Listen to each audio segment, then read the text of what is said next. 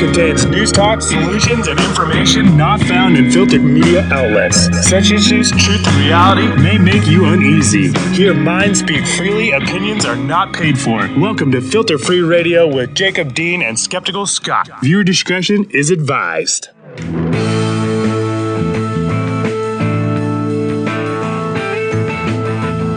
Your number one source for undiluted truth, analysis, and solutions. This is Filter Free Radio. This is what democracy looks like. FilterFreeRadio.com. And now, your host, Jacob Dean. We need a movement of truth tellers. The kind of progressive grassroots movement. A social movement that they can engage in that's not the politics of hatred, that's not the politics of fear, but the politics of hope. There's two ways to approach history. You sit in your armchair and you watch it on the news and you return to your PlayStation, or you get out in the streets and you make it. They can push the rest of us to wake up and do something about this. People need to rise up and say, I'm sick of this. Seeing themselves as a huge movement to transform the nation. The change that we want comes from below. It comes from a movement. But the American people can and will find ways to push for the kinds of changes that can get us out of this dilemma. I want to see that change, and it's going to take people here in this country to be able to make that happen. Welcome to the show. We are broadcasting live. It is Filter Free Radio for July 8th, 2013.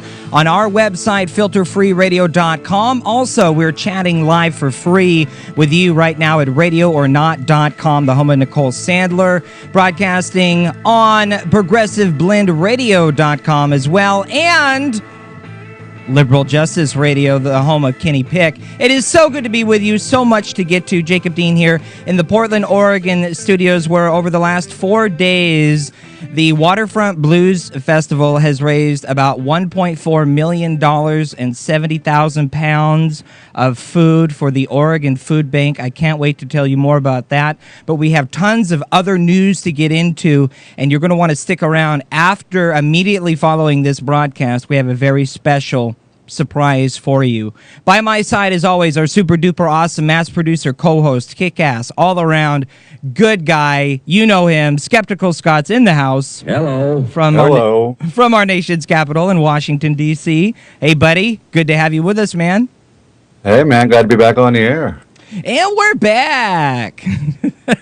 Or what's the Jon Stewart thing? We're back, baby. Boom. Of course, John's not back. It's going to be a while, but loving John Oliver and I get such good writers, it doesn't matter. Right. We need to hire some writers, or at least get those writers, or at least get a job as a writer for Jon Stewart, right? So, but there's so much to get to in the news. We're going to get to all of this NSA spy. There's so much in the news. We're going to get to all of that. We're going to get to some of the environmental news coming out of Canada. This train that derailed, and now this town is toasted, literally. Man, have you seen the pictures of that? It's disgusting. And my God! They leveled the entire main street. Like, it's literally just a charred remains of what looks like a bomb went off. We got to get to that. You know who you've heard of the rapper, the actor Mos Def. He doesn't go by Mos Def anymore. He has a new name. It's Yasin Bey. But Mos Def has this video. Yasin Bey. Yasin Bey. Thank you. My apologies. Thanks, Scott. He's got this video out.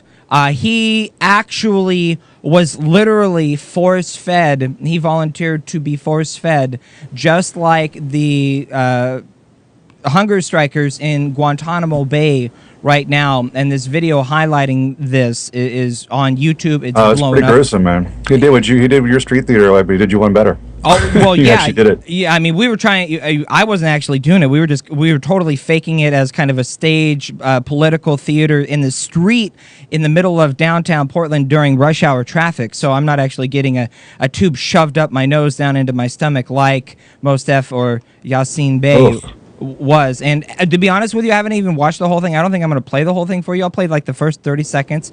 Yeah, I watched about a minute of it, man. That's all it take. Right to the point where you're like, oh, I can't watch no more, and then we'll stop it. But you can watch the whole thing. When he starts screaming help, it's like, okay, I turn it off. Exactly. You can watch the whole thing. Scott posted it on our Facebook page. We'll get to all of that and more. I got to start with what I think is the biggest news that totally went under the radar. This last weekend was the 4th of July, right? Everyone's off for the weekend. They're out camping, your fireworks. Hopefully you got all your fingers and toes. Some people don't. It's not necessarily funny. But it's one of those, bad news dump Fridays. Well, it's like bad news dump Thursdays or just things happening that totally get swept under the rug, ignored. And over the weekend, or rather on 4th of July, huge protests occurred nationwide, all over the United States, everywhere from San Francisco, Los Angeles, New York, Washington, D.C., and right here in Portland, Oregon. People showed up to protest this warrantless and sweeping government surveillance that has been, kind of really brought to light, or at least at the very least, it has affirmed what has already been more or less known by Edward Snowden. We'll get to Edward Snowden and more coming up in a little bit in just a second. But these rallies were called, this new group, they came together and organized under the name Restore the Fourth. And conveniently happening to be on the 4th of July, Restore the Fourth, and the website is Restore the Fourth, and it's spelled out F-O-U-R-T-H, restorethefourth.net. Was really, a protest to on this NSA, and a reference to the constitutional protection against illegal search and seizures, aka the Fourth Amendment. Why don't we restore the Fourth Amendment on the 4th of July? Because it is our constitutional right as we the people to have the right to privacy. And hundreds of marchers turned out in cities all over the United States, including right here in Portland. And I have a couple of really cool videos to show you because, I showed up, right? This show is really, we talk about the things we need to be talking about, but also trying to highlight examples in our own lives, Scott and I's lives, where we're trying to step up to the plate and be about it and be the change and actually make the difference. I showed up to the rally just to cover it, to film it. I got a bunch of fantastic speeches. I'm going to share with you the best of the Portland speeches on Restore the Fourth here in just a minute. Speech. But I want to start with, I didn't plan on speaking, but I was there and I was filming and I was pumped and I was into it. And it was a really good vibe, and it was. I don't know how it was organized in other cities, but in Portland City, we had kind of an open mic, open floor. Whoever wanted to sign up and speak, who was there, could. And eventually, I mustered up the courage to step forward. I'm not going to lie, I was a little nervous. I haven't really spoken publicly like this. Only on one or two other occasions, and it was nothing like this. But I was just, because we've been covering this, Scott and I have been talking about this for the last, for like the last 2 years now. But, really heavily for the last month or two, ever since this NSA thing has come out. And I stepped up, spoke up, and here is yours truly speaking at Restore the Fourth, Portland, at O'Brien Square in downtown Portland, in front of, my best guess is at least 100, maybe a couple hundred people, 300 at the very max, most likely 150 to 200 people. Here we go. All right, so our last speaker is Jacob Dean. Jacob, you around? Right here. All right. What's up, man? How you doing? Good. Thank you for doing this.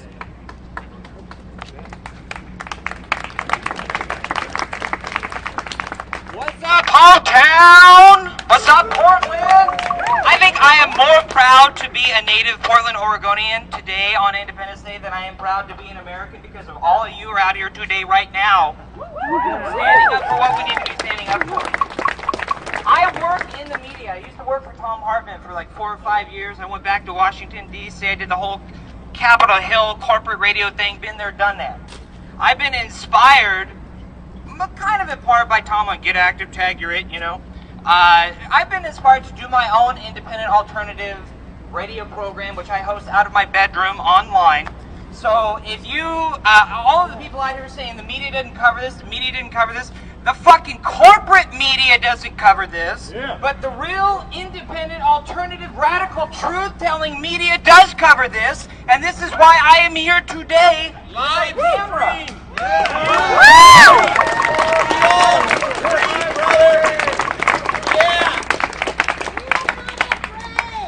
Don't be afraid. Fear is the only thing we have to fear, right? They show the fear. That's right.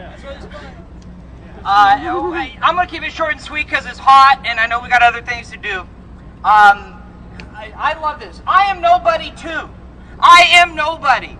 Who is Edward Snowden? He's a high school dropout. He has no power. He has no position. He has no prestige. And Edward Snowden has changed the fucking world.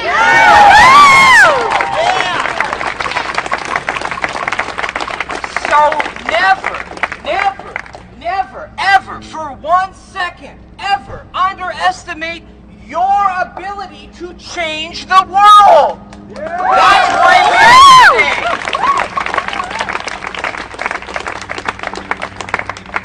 I close every 2-hour program that I do once a week. Filterfreeradio.com. That's my shameless plug. Sorry. It's no advertising. It's non-profit. I don't take money. I don't do commercials. I don't do shit. I cuss all the time, and I tell it like it is. I got a potty mouth. My apologies to the younglings. But all I say is, at the end of every show, get active, show up, participate, be the change, make the difference. That's what we're here doing today, right now. Thank you. So there, how about them apples, right? Show Not up. bad. Well, thanks, dude. I mean, sitting here, doing this show with you and with the folks who are chatting live at radioornot.com and filterfreeradio.com for the last 2 hours, or for the last 2 years, rather, for 2 hours once a week, it kind of helps. But what were your emotions like while you're doing that and while you're there? Dude, nothing but adrenaline. It was just pure. It was pure. I don't know, like genuine flow from the heart. You got up on there. You look so pumped, man. It's like you're at a rock concert. You're like, yeah, what's up, O-Town? I mean, like, you know what I mean? Like, you could just tell you were excited to be there, and it's reaffirming. I mean, it's self-affirming, don't you think? I mean, to go there and be around people like that. It was amazing. Like, the only other similar experience I have to anything remotely close to this was back in Washington, D.C., and, getting involved with the Occupy movement and that, and we've covered that in very fine detail on this program. You should know. Go back and check out the archives. They're all free.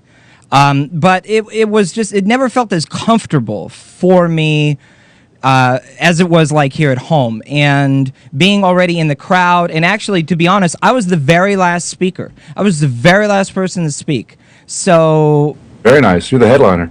Well, no, it wasn't like that at all. It totally was not like that at all.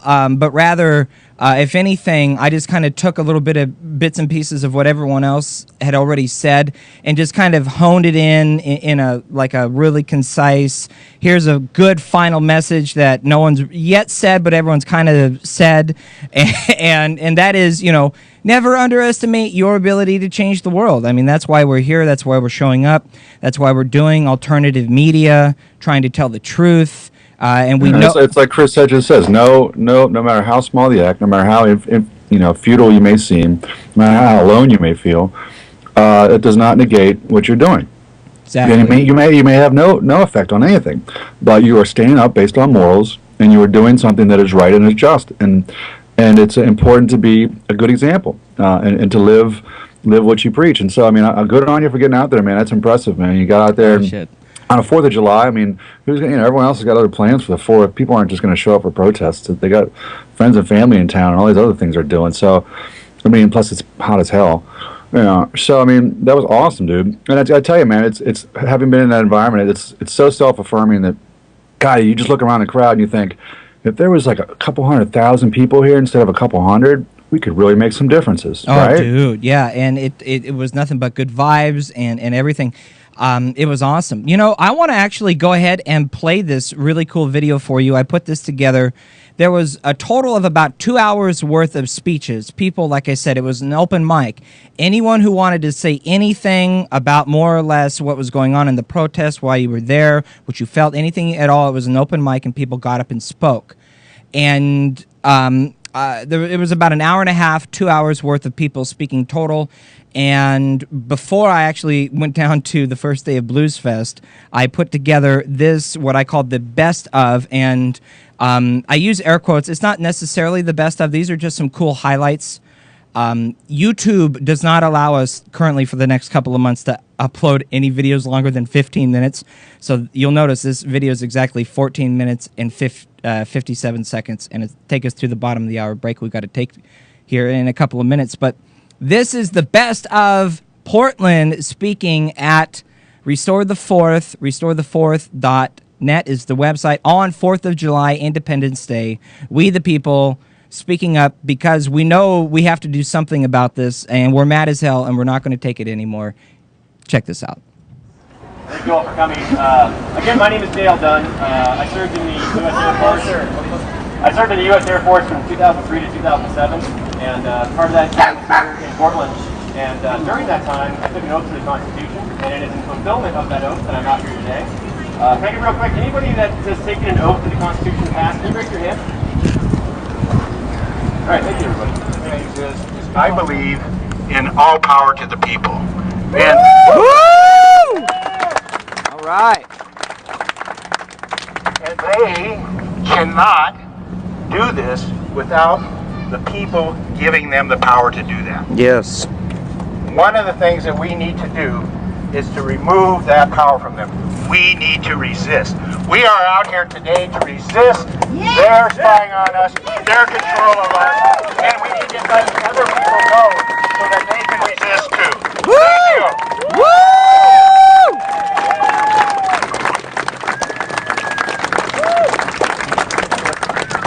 Thank you. So next up I have Candace Morgan. Candace is the president of the ACLU of Oregon. Thank you. The ACLU nationally has filed suit against the warrantless getting information from the phone calls, from the internet, etc. And each and every time the court dismissed it because they said that we had no standing. But because it was classified information, we couldn't prove that we had standing. But yes, and guess what phone company the ACLU uses for all of its lines nationally, including the line a whistleblower might call for help? Verizon. On June 11th, we filed a suit against the Foreign Intelligence Surveillance Act amendments that brought about the FISA court. Also filed a request to the FISA court to reveal how and what it is collecting. So this time, it's hard to imagine how they could say that we don't have standing. So I want to share two stories of people coming together to actually make real changes. And they're both from my community, the veteran community. And the first one is actually from here in Portland. Back in 1932, a guy named Walter Waters, during the height of the Great Depression, you know, he lost everything, and he wanted to go get money from the government because the government owed him money. Back in 24, I think it was, the government passed a resolution saying that if you served in World War I, whether at home or overseas, you'd be given basically $1 a day, up to $500. But this money wasn't going to be paid out until 1945. And this is the middle of the Great Depression. Everyone's poor. So the veterans in particular knew they were owed money, and they needed to go fight for it. So Walter Waters, a guy from Oregon who was in Portland, decided to speak up about this issue. And he went to an American Legion Hall and said, we need to march on Washington, D.C. and get this money back. Woo! And that's exactly what he did. 200 guys left, 200 veterans left Portland from the train station down there and went to Washington, D.C. And when they arrived, they were, I think, 6,000 of them. The message spread across the country like wildfire. Yeah. By June, just months after he had his initial conversation about walking to Washington, D.C. from Portland, There was 17,000 veterans there. They overwhelmed the state police. They had to call in the Army. And eventually, unfortunately, the Army was called in to disperse their camps. But they called themselves the Bonus Expeditionary Force. And this movement was so powerful, it resonated so heavily with people that people came from all over the country and organized and took trains out. They found any way they could to go to Washington, D.C. because of one guy's speech here in Portland. So there's some power there. Thank you, Edward Snowden. Yeah.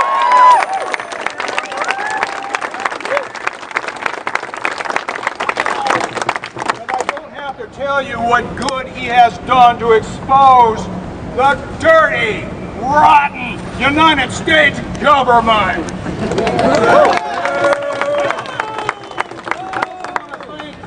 Julian Assange.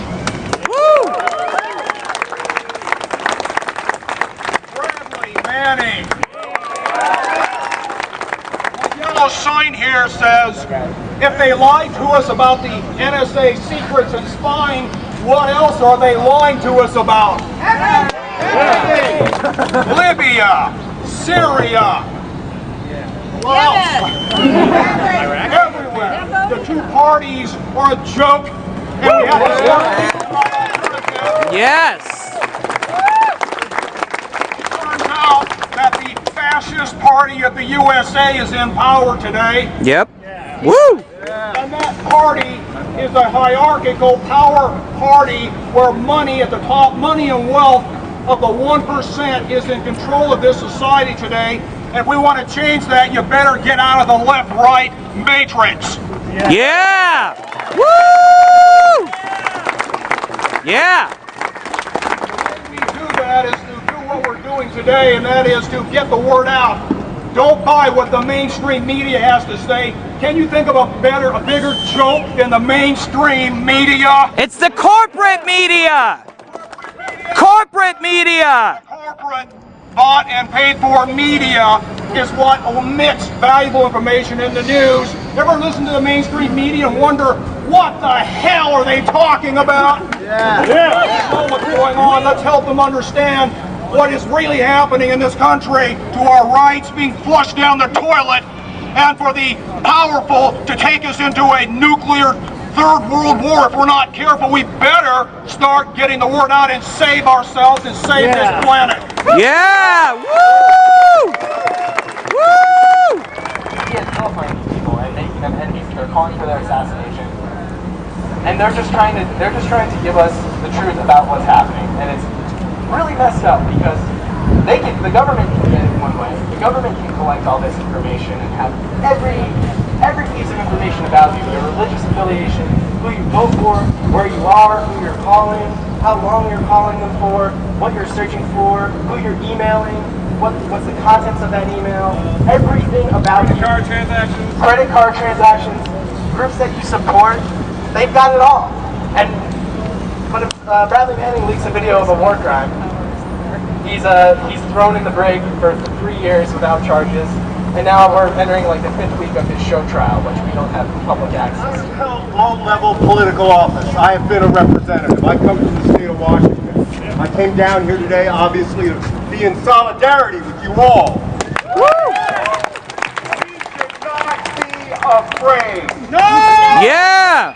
Woo! Fear is what they're counting on. Yeah! We have to replace fear with courage. Yes. Every cop, every soldier, every elected official raises their right hand and swears to defend the Constitution against all enemies, foreign and domestic.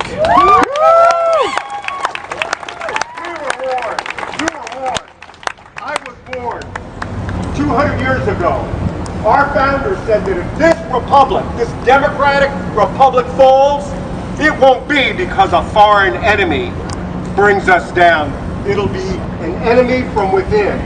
We are looking that enemy from within in the eyes right now, and we shall not flinch. Yeah! Woo! Now I think it's extremely important that we learn lessons from the past. We can walk in the footsteps of great leaders who practice courageous nonviolence. Yes. There is nothing our opposition, our enemies want better than for people to commit acts of wanton violence. Yes. And so all of us must pledge ourselves, not only personally, but in dealing with the people around us, okay, that we will not tolerate violence and destruction. Yes. Otherwise, you aid the enemy. Yes! Woo! Woo! The last thing I want to say, and I hope, if you're up there recording this, I hope, okay, this message goes out loud and clear. This is not just about the CIA, the FBI, the NSA. They work for a larger power elite. And yes. If you think the information is just going one way, you're wrong. Okay? The same corporations, whether it's Booz Allen or it's credit card companies, they give and they get. And what this is really about is not protecting the United States from terrorism. It is about creating a docile, submissive populace that will do what the boss man says. Yeah. Don't let them tell you if you haven't got anything to hide, you don't have anything to worry about. Because that's just bullshit. Bullshit! They got the books you read, the movies you download or rent, the medication you've taken, your college and high school and grammar school records, okay? These people are coming after you. They're coming after me. They're coming after our family. And so we draw the line now and we fight. The way we fight is we've got to tell our neighbors and we have to convince people. Yes. If that doesn't work, here's my last comment. We need to be ready to strike. Our ultimate weapon is to do General Strike. Nothing. Yes. Nothing.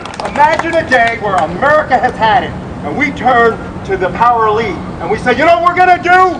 Nothing. We don't shop, we don't drive, we don't work, we don't do nothing. And we will bring everything to a halt. Yes. If they don't stop shredding, okay, the heart of the Constitution, which all of these elected representatives promised, okay, to defend. Great to see everybody out here. Portland is obviously one of the more progressive places I've seen, compared to Oakland, at least, where they're militant. Yeah. I just want to say that there's a really good quote, and it was, "The truth becomes treasonous in an empire of lies." Which is exactly what we're talking about. Also, JFK said, "Those who make revolution impossible are also making violent revolution inevitable," which is what we're seeing. It's important that we stay unified. That is the key to this working. The corporate media has actually turned the Tea Party and the Occupy into left and right, which is how they are dividing us. We must remember that they are taking away the one thing that keeps us together, which is this Constitution. Fourth Amendment text, the right of the people to be secure in their persons, houses, papers, and effects against unreasonable searches and seizures shall not be violated, and no warrants shall issue but upon probable cause, supported by oath, affirmation, and particularly describing the place to be searched and the person or things to be seized. Hey! I'm nobody. Yep. But I'm here. I got off my soft ass, off my soft couch, off my 2 acres out in Carl. Why don't you guys think about what you might want to do next? I thought I want to march on Washington before you said it. Yeah. If anybody here says they're going to march on Washington, I'll walk the whole fucking way, starting Yeah! Woo! Yeah! I'm telling you, it's over. Yes. If we don't do something, it's over for all of us. Yeah! I'm nobody! And all of us nobodies had better start doing something. And I am very afraid of a revolution that changes our Constitution. Look at Egypt. They had their revolution. What they get? Zippity-doo-dah. I'm nobody. And you're nobody. Let's all be nobodies together and get something done. Yeah! Woo! I think I am more proud to be a native Portland, Oregonian today on Independence Day than I am proud to be an American because of all of you are out here today right now standing up for what we need to be standing up for. I've been inspired to do my own independent alternative radio program, which I host out of my bedroom online. So if you, all of the people out here saying the media doesn't cover this, the fucking corporate media doesn't cover this, but the real independent alternative radical truth-telling media does cover this, and this is why I am here today live camera. I am nobody. Who is Edward Snowden? He's a high school dropout. He has no power. He has no position. He has no prestige. And Edward Snowden has changed the fucking world.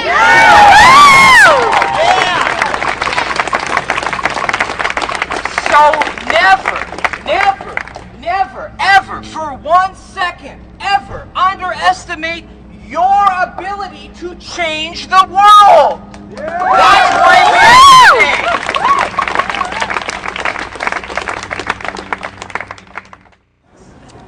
If you're just joining us, we have to run to a quick break. Yours truly speaking at Restore the Fourth. The website was restorethefourth.net. You can also check out the Portland, specifically the Portland Action on Facebook.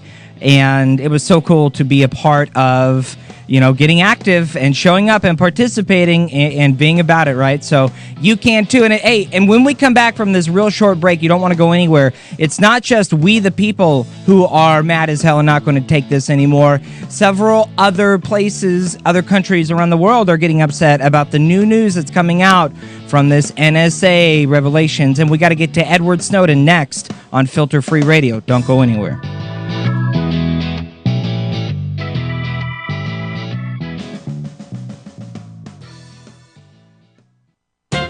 Poverty in America, bigger than ever and rapidly spreading.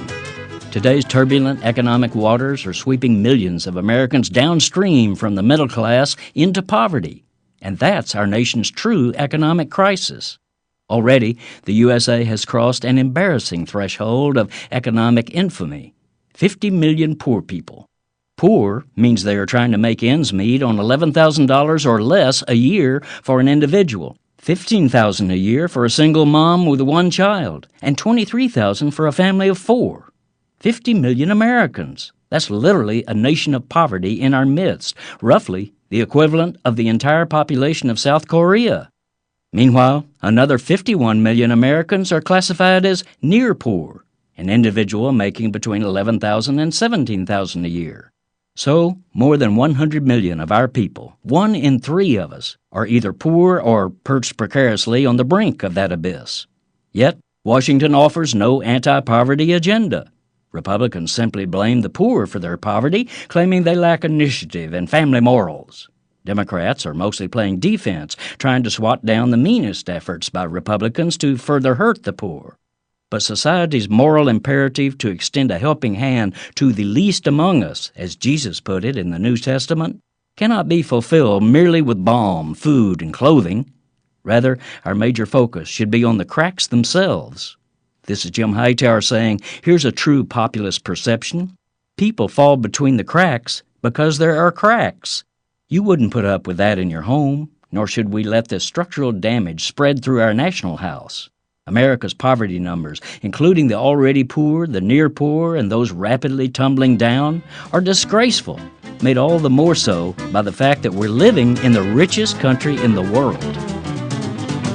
Hightower's commentaries are brought to you by the Hightower Lowdown, the monthly newsletter with Hightower's populist take on what the powers that be are up to. Find out more at hightowerlowdown.org. You're listening to and watching Filter Free Radio. Filter Free Radio. Filter Free Radio with Jacob Dean and Skeptical Scott. Jacob Dean. With Jacob Dean and Skeptical Scott. We certainly don't have all the answers, but I think we're asking the right questions. I think it's incumbent upon everybody to really, look inward and ask yourselves, what can I do to change the world and to change my life for the better and live sustainably. I think sustainability is a good word to keep in your head whenever you're going about your day, and I think asking questions about things you take for granted or things that may appear on the surface to be something else. You'll eventually find that when you shut out the poison of the cant of popular culture that says, oh, well, there's no way you could achieve that. It's so unrealistic. Cant's the real C word. And compromise. God, that word compromise, such an evil word. It is life-changing, and I think it's important for all of us to look inward and change our lives and help others change their lives, and we can move forward as a society and not be completely obliterated by global warming. FilterFreeRadio.com. You never know who or what you'll hear when you listen to The Nicole Sandler Show at RadioOrNot.com. Greg Palast, I realized as we were talking that actually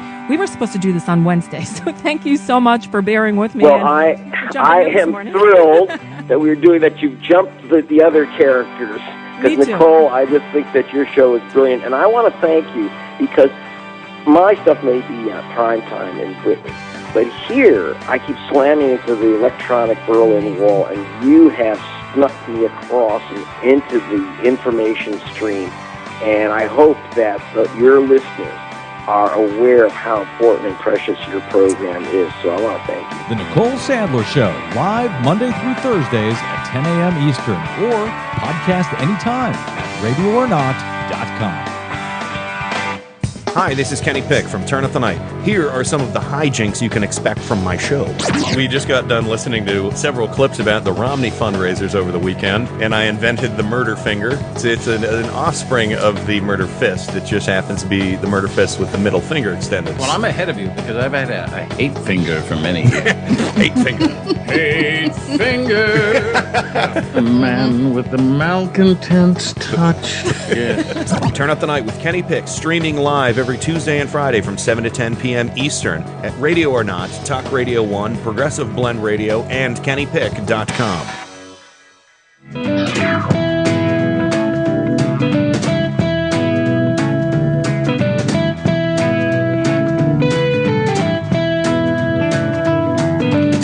And welcome back to the show. We're broadcasting live, filterfreeradio.com, radioornot.com, progressiveblendradio.com. Do not go anywhere immediately following this program at the end of our show at 6 p.m.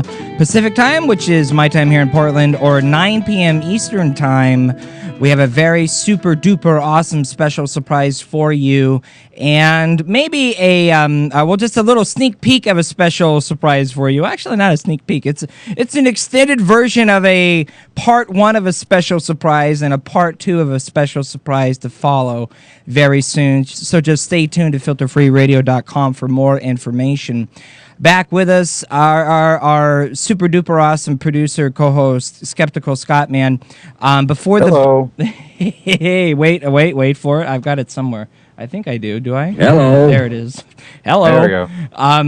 Before the break, played a couple of videos from what was happening here in Portland, but nationwide, people are mad as hell. We're aware of what's going on thanks to Edward Snowden, and there was this huge nationwide action called Restore the Fourth Amendment, and conveniently on the 4th of July, it was a really cool idea, and all over the nation, people were participating. If you're just joining us, you missed some really cool videos. You have to go back and watch the podcast. But your thoughts before we get into the news of Edward Snowden, all these countries offering him asylum, all these other countries threatening the U.S. now because we're spying on everyone worldwide. The NSA, the United States, telling a president of a sovereign nation he can't fly over their airspace. Right. About down in the Bolivian airline. Or the presidential, I guess, Air Force One of Bolivia. Yeah, I think it's come time. There's these Moral Mondays that are going on in North Carolina right now, and basically it's elderly white people who are protesting the cuts of their basic services. Hundreds of them getting arrested. Hundreds of them. Hundreds. Yeah. It's growing. It's 10 weeks now. Every Monday they go and have protest outside. I believe it's the town center. I believe it's the. Well, I don't know where they're protesting, but the point is that people are mad as hell, and they realize that the functions of our government no longer serve the interests of the people, and that there's no way to vote against the interests of Goldman Sachs, the Koch brothers, ExxonMobil, fill in the blank. There's no way to do anything. There's this notion that we should somehow believe in our altruistic government to do the right thing. It's clearly naive, because where are we at this point? If you don't take power, if you don't make the powerful more afraid of us than they are of very wealthy business interests, then we've lost. I mean, we're done. If you ask any, I think if you ask any reasonable person to take, if they think that there's any corruption in government or corruption in going on in the economic systems, I mean, I think overwhelmingly across the board, most people will agree that there's corruption going on. And yet, why are all these people trying to attack personally the people who are trying to bring forth evidence of this corruption? And I think, Scott, to speak to your point, that's the first thing you do: kill the messenger. And your point, Scott, is that I think, if I'm picking up what you're putting down, is that the bigger idea that I forgot what I was going to say. Because I got too many things in front of me. I got too much on my mind right now.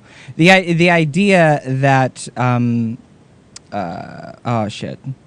Well, anyways, brain fart. Well, anyways, I mean, my point is, and good on you for getting out there, and it is, at the very least, self-affirming that there's other people like you who are mad as hell, and so that's what you do. You meet in a public space, and you discuss your grievances, and then hopefully, like in Tahrir Square in Egypt, we get to a critical mass.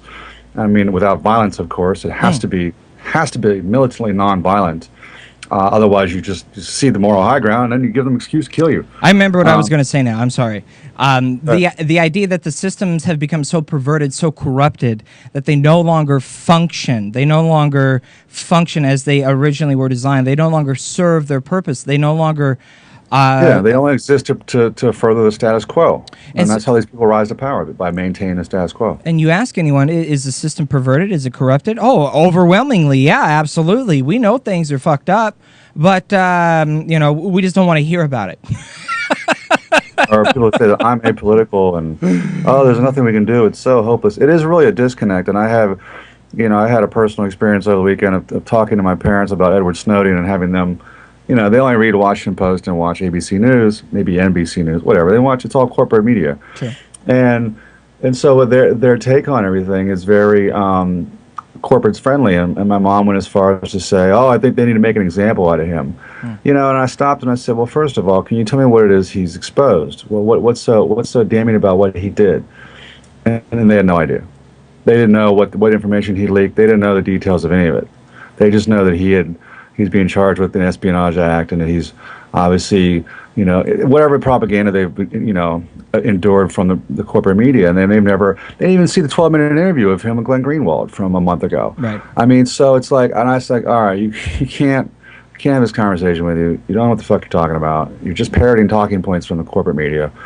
And unless you're going to think for yourself and actually do some investigation about what it is he's done and why it's so important and why the federal government is going to great lengths to capture him, and that includes telling the president of Bolivia that he can't fly over French and Spanish airspace, and he has to, turn his plane around and land in Austria so the U.S. government can search it, making sure that Edward Snowden's not on board. Right. I mean, that is a huge international violation of all kinds of treaties. It's a giant, it's.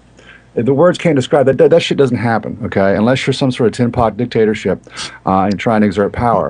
And it sure as hell doesn't happen in democratic societies. And so, right. I mean, obviously Bolivia has filed a grievance with the UN, but the point is that what's so damn important about getting this guy? Mm-hmm. And why is the corporate media so focused on, and why is the general zeitgeist so focused on demonizing him as an individual rather than even remotely discussing what it is he's done and what it means what he's done?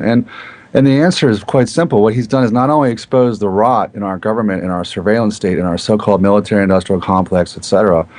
He's exposed the rot in corporate media, in our so-called public media, what we consider news people, journalism. He's exposed the fact that there is none. Unfortunately, if you're not parrot talking points, if you're not seeking alternative, independent media outlets, you wouldn't know the second part. You wouldn't. I guess you wouldn't really know the first part either, right?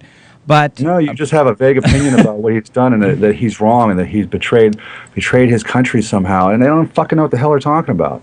And and that's the point, and that's what propaganda, and that's the whole problem we have is that you can never underestimate the power of propaganda and what groupthink does to people. I mean, groupthink is a disease. Right. Everyone sits around and goes, "Oh yeah, that's right," and then I'll drive off the cliff. It's like, come on. I've got 5 clips. That we'll play here. This is from basically this interview that Edward Snowden did with Glenn Greenwald for The Guardian, that this revelation, all this came from. We went through when it first came out. We posted it on the Facebook. We did a whole half an hour. We broke down each clip, went through it, covered it, and talked about everything. And now there's basically a part 2 of this that is just coming out. This first clip starts off this part 2, but is actually from part 1 as well. This is Edward Snowden. This is Glenn Greenwald interviewing Edward Snowden himself. And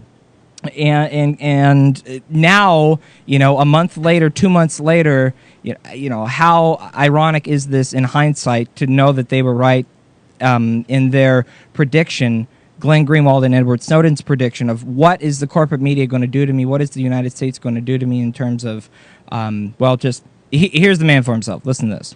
Have you given thought to what it is that the U.S. government's response to your conduct is in terms of what they might say about you, how they might try to depict you? I think the government's going to launch an investigation. I think they're going to say I've committed grave crimes. I've violated the Espionage Act. They're going to say I've aided our enemies in making them aware of these systems. But that argument can be made against anybody who reveals information that points out mass surveillance systems, because fundamentally they apply equally to ourselves as they do to our enemies. So that is kind of how this part 2 starts out, which is an excerpt from the original part 1. But then this part, the rest of these was never in the original 12-minute interview, as far as I know, and I watched it. So no, they probably did 20 minutes, and this is the last 7 minutes of it. So here is this, and I love this. Basically, Edward Snowden, why did you do this? What were your intentions? Why are you blowing the whistle or in leaking this? What's your goal here? When you decided to enter this world, did you do so with the intention of weaseling your way in and becoming a mole so that you could one day undermine it with disclosures, or what was your perspective and mindset about it at the time that you first sort of got into this whole realm? No, I joined the intelligence community when I was very young, sort of the government as a whole. I enlisted in the Army shortly after the invasion of Iraq, and I believed in the goodness of what we were doing. I believed in the nobility of our intentions to free oppressed people overseas. But over time, over the length of my career, as I watched the news and I increasingly was exposed to true information that had not been propagandized in the media, that we were actually involved in misleading the public and misleading all publics, not just the American public, in order to create a certain mindset in the global consciousness. And I was actually a victim of that. America is a fundamentally good country. We have good people with good values who want to do the right thing. But the structures of power that exist are working to their own ends to extend their capability at the expense of the freedom of all publics. I think for me, a couple of words, the keywords that stood out in that clip were exposed to truthful, non-propagandized information. Yeah, isn't it remarkable how, like, since when he's on the inside and he's like, and if God forbid you should watch the evening news and have to work for the NSA, you can't do it because you watch that shit and you go, oh my God, they're lying to the masses. Oh my God, this is new. They're lies, and you know it for a fact because you're there. You're experiencing it on a daily basis, and so you either don't watch it and keep yourself separated from it, or if you're immersed in it, as it sounded like he was, because it sounded like it annoyed the shit out of him to turn the TV on. You just get so fed up, and you go, someone's got to know about this. This is just, you can't lie to everybody, and they're lying, and they are lying to everybody. I mean, James Clapper went in front of the frickin' Intelligence Committee and lied. Yep. That's criminal. That's a felony. That guy should be in jail for violating his oath of office. It's a felony. Wait, and no one's talking about that. Here you go. This is exactly what you're talking about from March. Does the NSA collect any type of data at all on millions or hundreds of millions of Americans? No, sir. It does not. Not wittingly. Man, That's perjury. That's the literal definition of perjury. Wow, I don't scratching his forehead while he's doing it. Those must be really good microphones in that hearing session to pick up that man in the background yelling, "That's some bullshit." Yeah, right. There's a good drop, dude. I love that. Oh, it's a good one. From yeah, but you know, it's very, very frightening times, and I think it's hard. I mean, as someone, I personally had to experience, you know, exchanging with people who aren't paying attention to what's going on, what is going on, and their interpretations based on their limited exposure to it. It's frightening, and it's hard to explain to people the gap in their reality over what is actually happening. And this is really, and when you see intelligence agencies, I mean, let's face it, these clandestine agencies are established to do what is unconstitutional fundamentally, which is violate the Fourth Amendment for everybody. And I'm not just talking about the United States. They're trying to do this globally. They want to they want to end privacy as if anybody uses any kind of electronic communications, or I guess, or even analog phone lines. I guess there are still some. We're going to get to Brazil. We're going to get to Brazil, Bolivia, Venezuela, Russia, Germany. We're going to get to all that in like 10 minutes. So, okay. Exactly. Yeah, but the larger issue is that what we're up against and what this means is that it's a war on the Constitution. I mean, Daniel Ellsberg called it a coup against the Constitution, based on from the military-industrial complex, and it's just there is no hard, easy way to explain what is happening to people other than to tell them that your government does not care about you. Right. Your government actually is working against you. I put it to this guy. When I spoke at the 4th of July thing. A couple of people came up to me and said, "Wow, that was really cool. Thank you for doing that. What was the name of your radio show? Can I get your business card?" And one of the guys came up to me afterwards, who basically wanted to say that to me. He was like 7 feet tall. He was super tall, really skinny, and had a basketball jersey on. So I knew he was probably a basketball player. And we talked for a couple of minutes. And I basically put it to him this way. I said, I mean, you and I both agree that there's a lot of corruption. The systems are corrupted and they no longer function, and they're so perverted that they no longer function, right? And so, I mean, you're a sports fan. You're a basketball player. I mean, you don't go run the same play over and over again each time, because eventually you're going to get crushed if you keep running the same play over and over and over again. So, speaking to the people who say, well, just write your congressman, or just call your senator, or just find the right progressive to vote for, or find the right Green Party candidate to vote for. Maybe we have to change the tactic a little bit, because the game has become so perverted. The game is so corrupted and so changed that running the old plays in the playbook just don't cut it no more. Well, that was what was so difficult about arguing with my parents over their information on Snowden and what I understand it to be, and that is every response was very scripted in terms of what you hear in a corporate media, like, well, why didn't he go to his superiors? What do you believe he had altruistic motives? That's really hard to believe. This guy can't be that moral. It's like all the negative character assassinations, but moreover, the first assumption is that you can do something from within. If he had just gone to his superiors, maybe they would have stopped it. And you see in his first interview, he says, "This is the culture I live with." He's like, every day we come to work, this is our job. I can't just raise my hand one day in the office and say, what we're doing here is wrong. I mean, you have an entire, I don't know how many people, it's hundreds of thousands of people. I know there's at least 400,000 private contractors that have clearances to his level, top secret clearances, and that doesn't even include what actual government contractors. So we're talking about 1 million people here. You can't just raise your hand in a room of the company you work for and say everything we stand for, everything we're doing here is fundamentally unconstitutional. Do you think we should say something about that? Not only would you be fired. Summarily, off but with his head. You would immediately become a pariah, and you would eventually lose your job, and everybody would hate you. Yeah. There is no metaphor pushing it up the change. There's no pushing it up the chain. It's like hierarchies. Shit flows downhill. You can't push it up the hierarchy from the bottom inside an organization that fundamentally doesn't function for any kind of standard of morality. Well, yeah, the people people on top of crapping on the people on the bottom don't want to smell it. That's why, I mean, even the most basic creatures in nature understand. Like my dog, when she takes a shit in the yard, she walks away from the stinking shit. She doesn't hang out by the turds. You know what I'm saying?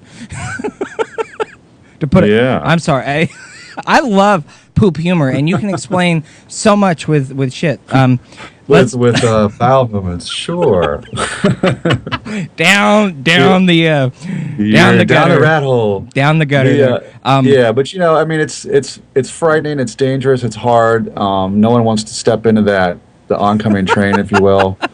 Step into that. I'm sorry. I was still thinking. Oh yeah, you're still on the shit thing. Yeah. I mean, the point is that they're talking about Edward Snowden as a distraction. Yes. Talking about what he's done and what it means for what the rest of us is what's important. That's and you can't even have that initial conversation with people because they want to talk about whatever the corporate media is talking about, which is character assassinations, rather than the real issue. And the real issue here is the death of a free press, the death of the Fourth Amendment. I mean, as somebody, my dad's like, "Oh, you're being hyperbolic when you say the death of the Fourth Amendment. It's too bombastic." I'm like, really? What do you call a ubiquitous surveillance network that listens and records, and I mean records and saves every single person's globally electronic communications, phone, whatever communication you do that's not face to face, and even then, if you're in a public square, you may be listened to because you're certainly being watched. As if you drive down anywhere in D.C., you'll know what I'm talking about with all the traffic cameras. It's just. It's the end of privacy. It's the end of the Fourth Amendment right, and people are worried. It's not hyperbolic to say so. And this is all coming from what's really ironic. We're paying for it. It's our fucking tax dollars, man. I mean, I'm giving people bitch about all kinds of stupid things about government excess. This is the epitome of government excess. I mean, you can't sit there and tell me that we're safer because of this mega surveillance network. Because if that was true, we wouldn't have the bomber in Boston. Which, by the way, there's all kinds of conspiracy theories around that one. But the point is that we're losing privacy. In fact, we've lost our privacy.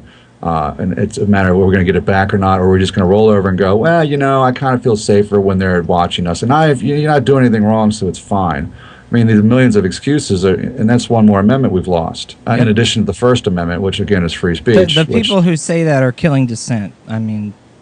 Yeah, and it's apathy,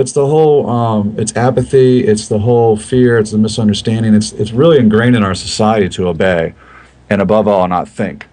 And just don't look up from your electronic hallucinations. Stay on your, Right. It's frustrating, and it's really going to be difficult. It's a long road. It's a long road ahead if we were to actually change things. But I think people like Edward Snowden are not few and far between. I think they're going to become more and more common.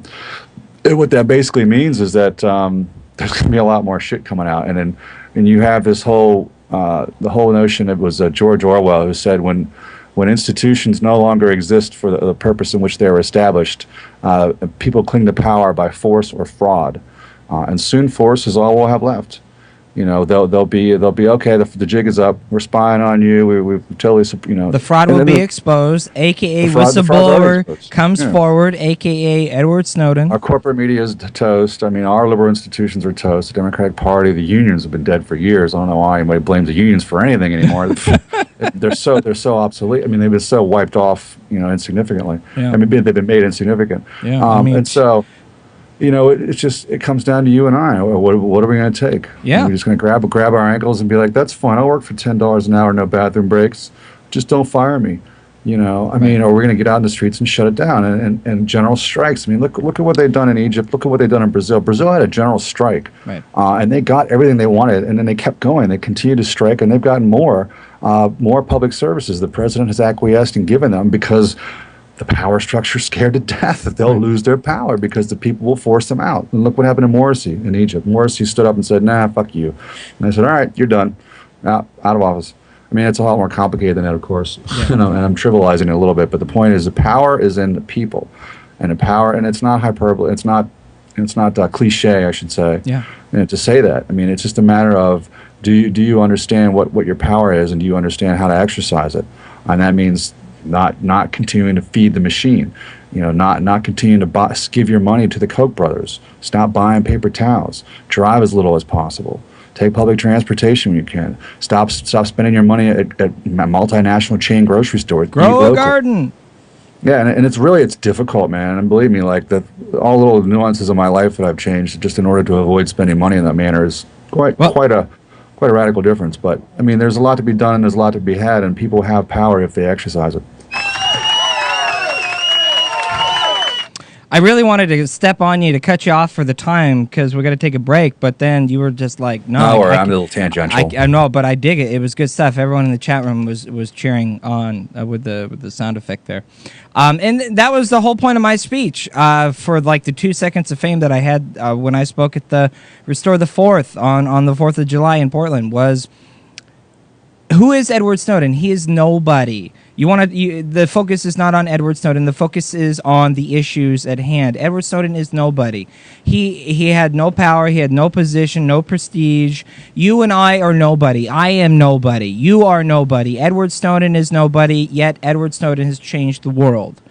Never underestimate your ability to change the world, and always let your conscience be your guide. Yeah, and it always comes from the bottom. If anyone's ever read Howard Zinn's People's History, you understand the history from below. Right. The power, bottom up. We got to take a break, but I got to play this clip because this is Edward Snowden. This is the last part of part 2 of his original interview with Glenn Greenwald. Just kind of wrapping it up here on why did you do this, and let's get into your head for 2 minutes here, Edward Snowden, and then we'll take a quick break. Was there a specific point in time that you can point to when you crossed the line from contemplation to decision making and commitment to do this? I grew up with the understanding that the world I lived in was one where people enjoyed a sort of freedom to communicate with each other in privacy without it being monitored, without it being measured or analyzed or sort of judged by these shadowy figures or systems anytime they mention anything that travels across public lines. I think a lot of people of my generation, anybody who grew up with the internet, that was their understanding. As we've seen the internet and government's relation to the internet evolve over time, we've seen that sort of open debate, that free market of ideas sort of lose its domain and be shrunk. But what is it about that set of developments that makes them sufficiently menacing or threatening to you that you are willing to risk what you've risked in order to fight them? I don't want to live in a world where everything that I say, everything I do, everyone I talk to, every expression of creativity or love or friendship is recorded. Neither do I. And that's not something I'm willing to support. It's not something I'm willing to build, and it's not something I'm willing to live under. Amen, brother. So I think anyone who opposes that sort of world has an obligation to act in the way they can. Now, I've watched and waited and tried to do my job in the most policy-driven way I could, which is to wait and allow other people, wait and allow our leadership, our figures to sort of correct the excesses of government when we go too far. But as I've watched, I've seen that's not occurring. And in fact, we're compounding the excesses of prior governments and making it worse and more invasive. And no one is really standing to stop it. So if anyone comes into contact with the corruption, it is incumbent upon us to stand up, speak out, and do something about it. And we are faced with so much shit going on, yet no one is doing anything about it. It puts us in quite a predicament. We're going to come back with the latest on Edward Snowden being offered asylum. We'll get to the international fiasco that's going on and why is everyone pissed off at us? What did we do? Well, we'll tell you the truth, as we always do on this independent, alternative, radical, truth-telling media outlet. It's Filter Free Radio on filterfreeradio.com, radioornot.com, progressiveblendradio.com. Skeptical Scott and I will be right back.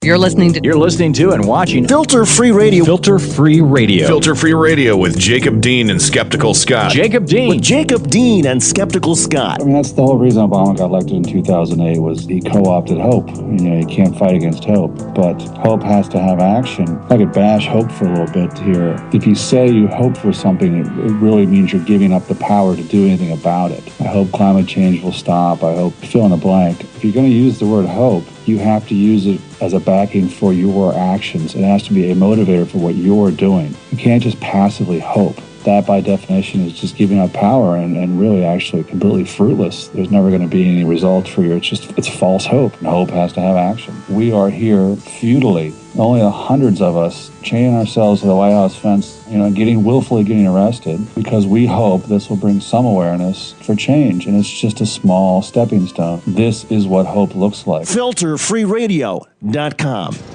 We got no plans at all. Evil man's always transcending. Follow like sheep, swallow everything. Always simpletons or pretending. This is your moment of clarity from LeeCamp.net. This is not a small matter that we're facing right now. We're in the middle of evil versus good, dark versus light, prophet versus people. And the good outnumber the evil by 100 to 1.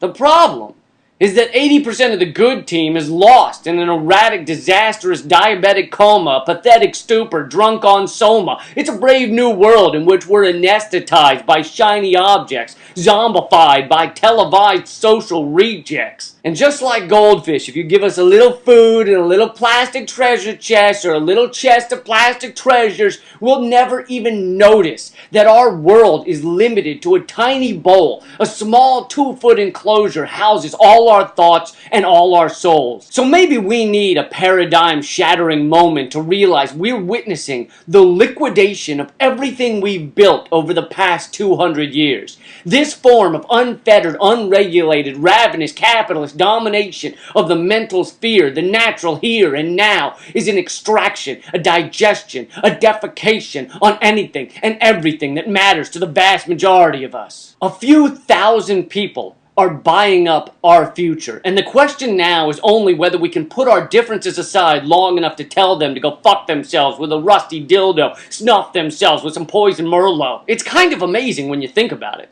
The people fighting to save the dolphins, and the ones fighting to save our Bill of Rights, and the ones fighting to stop the frack holes or stop the police brutality assholes are, at the heart of it, battling against the same 1,000 rich as hell, dick as can be, profit whores. Sometimes we don't realize it, but we have the same enemy. Every time people start to stand up, we're split up into smaller groups when in fact we should be united. Many people are afraid to break out of the fishbowl. You could end up flopping around on the floor thinking maybe the bowl wasn't so bad after all. But that's the risk of reaching for freedom. That's been your moment of clarity from LeeCamp.net. The music I'm going to play now is Rebellion Politic by Junkyard Empire. I'll have a link to their stuff in the description. Also, you'll notice there are no advertisements on these videos. I prefer to have Moment of Clarity survive by your generosity. Become a member at LeeCamp.net for as little as $5 a month. And keep fighting. Rebellion politic, the opposite of what you know is politics. Where corporate capital makes the government break their promise. It's a new day where people create the policy. The economy trickles up to eradicate the poverty. So get up. Hey! Are you living in a progressive talk void? If so, be sure to visit leftwingradiostations.com. The state-by-state listing is a quick and easy way to find any left-wing talk radio station across America, from sea to shining sea. Your progressive talk nirvana is only a click away at leftwingradiostations.com. Be sure to like Left Wing Radio Stations on Facebook and share it with your friends. leftwingradiostations.com. United we stand.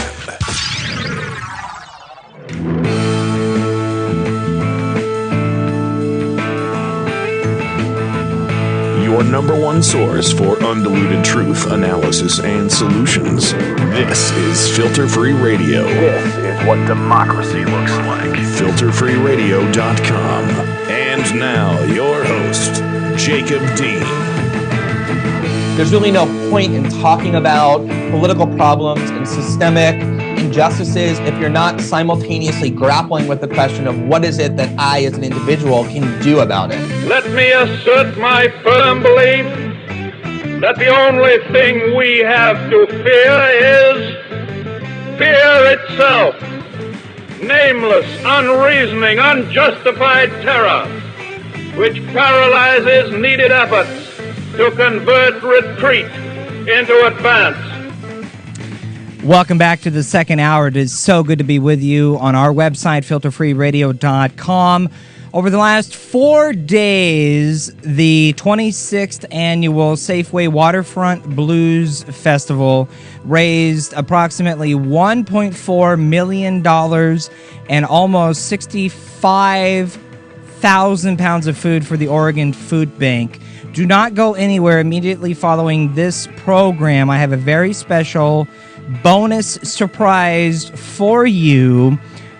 If you're a blues music fan, if you're a Robert Plant fan or a Led Zeppelin fan, you're going to kick yourself in the ass. Did you bootleg the concert? If you go anywhere, so don't go anywhere. Special surprise coming up.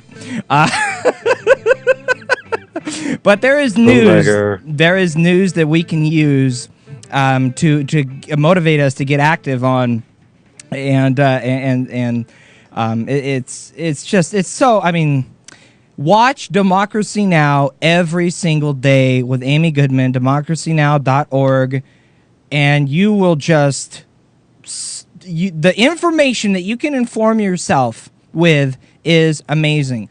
The next 6 news stories I'm about to go through and we'll run through is literally the entire headline news of Democracy Now! From this morning. This is their 10-minute opening segment. They tell you all the news that's happening in the world that you need to know.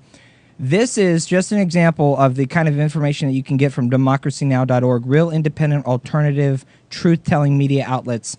If you're looking for the truth, it's out there. Nonprofit. You just got to find it. For example, Edward Snowden was offered asylum after this forced landing of this Bolivia plane. This is what, Scott, you were just riffing on this earlier in the last hour. Russian lawmakers are encouraging the NSA whistleblower Edward Snowden to accept asylum in Venezuela. And they've offered Edward Snowden asylum in Venezuela by the Venezuelan president. He was speaking to a military parade on Friday and said and called called the United States out for the hypocrisy on political asylum. Basically, he said, who is the terrorist? The government like us who seeks to serve the young Snowden, a figure of humanitarian asylum from persecution by the American empire, or the United States government that protects with political asylum Luis Posada Carreras? I don't know. I'm not sure if I'm saying that right. A confessed, convicted murderer and terrorist who is wanted by Venezuela for bombing of the Cubana plane in 1976. That's what the Venezuelan president said. Meanwhile, Bolivia and Nicaragua have expressed their willingness to grant asylum to Edward Snowden as well.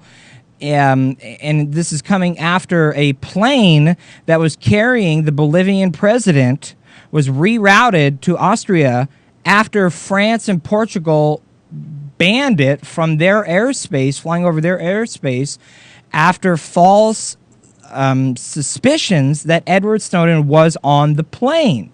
So because he just met with Putin, so he came from. I'm sure he came from the very same airport, and so that was their hunch. And after they were wrong, right? After hosting this emergency summit of Latin American leaders, the Bolivian president threatened to close the U.S. embassy in Bolivia, saying, quote, "If it were necessary, I would close the U.S. embassy in Bolivia. We are not in need of a U.S. embassy in Bolivia. We do not need its pretext of cooperation or diplomatic relationship. They come to conspire against us from inside and out," end quote. Wow. It's worth noting that we don't have Latin America has become, they've actually got, they're the only place we don't have military bases. If you look at the map, we're all over the world, but we're not in South America. And there's a reason for that, because people they've gotten fed up with our colonialism and our banana republics, at least some of them anyway, not all of them. We still have Honduras and Mexico and others. And so, Venezuela and Bolivia and Ecuador, and I think there's one other I can't think of, are actual, socialist republics practically. More, I'm generalizing, of course. But the point is that we don't have their sway with them that we have with, let's say, France and Portugal. We can't put our thumb down and say, you're going to do what we want you to do or else. And they've resisted to the point where they can stand up and say, we're going to close our U.S. embassy and fuck you. And we're going to give Edward Snowden asylum because you obviously want to persecute this guy. And it also speaks to how important the NSA or how important our current system of government is. how important Edward Snowden is to them. I mean, what is it that they want him so bad for? Right. That they're willing to break these international treaties. This goes against all kinds of international decorum.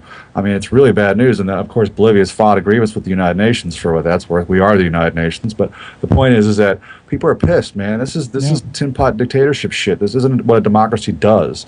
You don't tell a president of a sovereign nation that his plane has to land so you can search it because it's insanity. I mean, it's literally against the Geneva Conventions, among other things. And meanwhile, President Obama out, last week saying, "Oh yeah, we're not even going after him now. I'm not even going to, That was funny, wasn't it?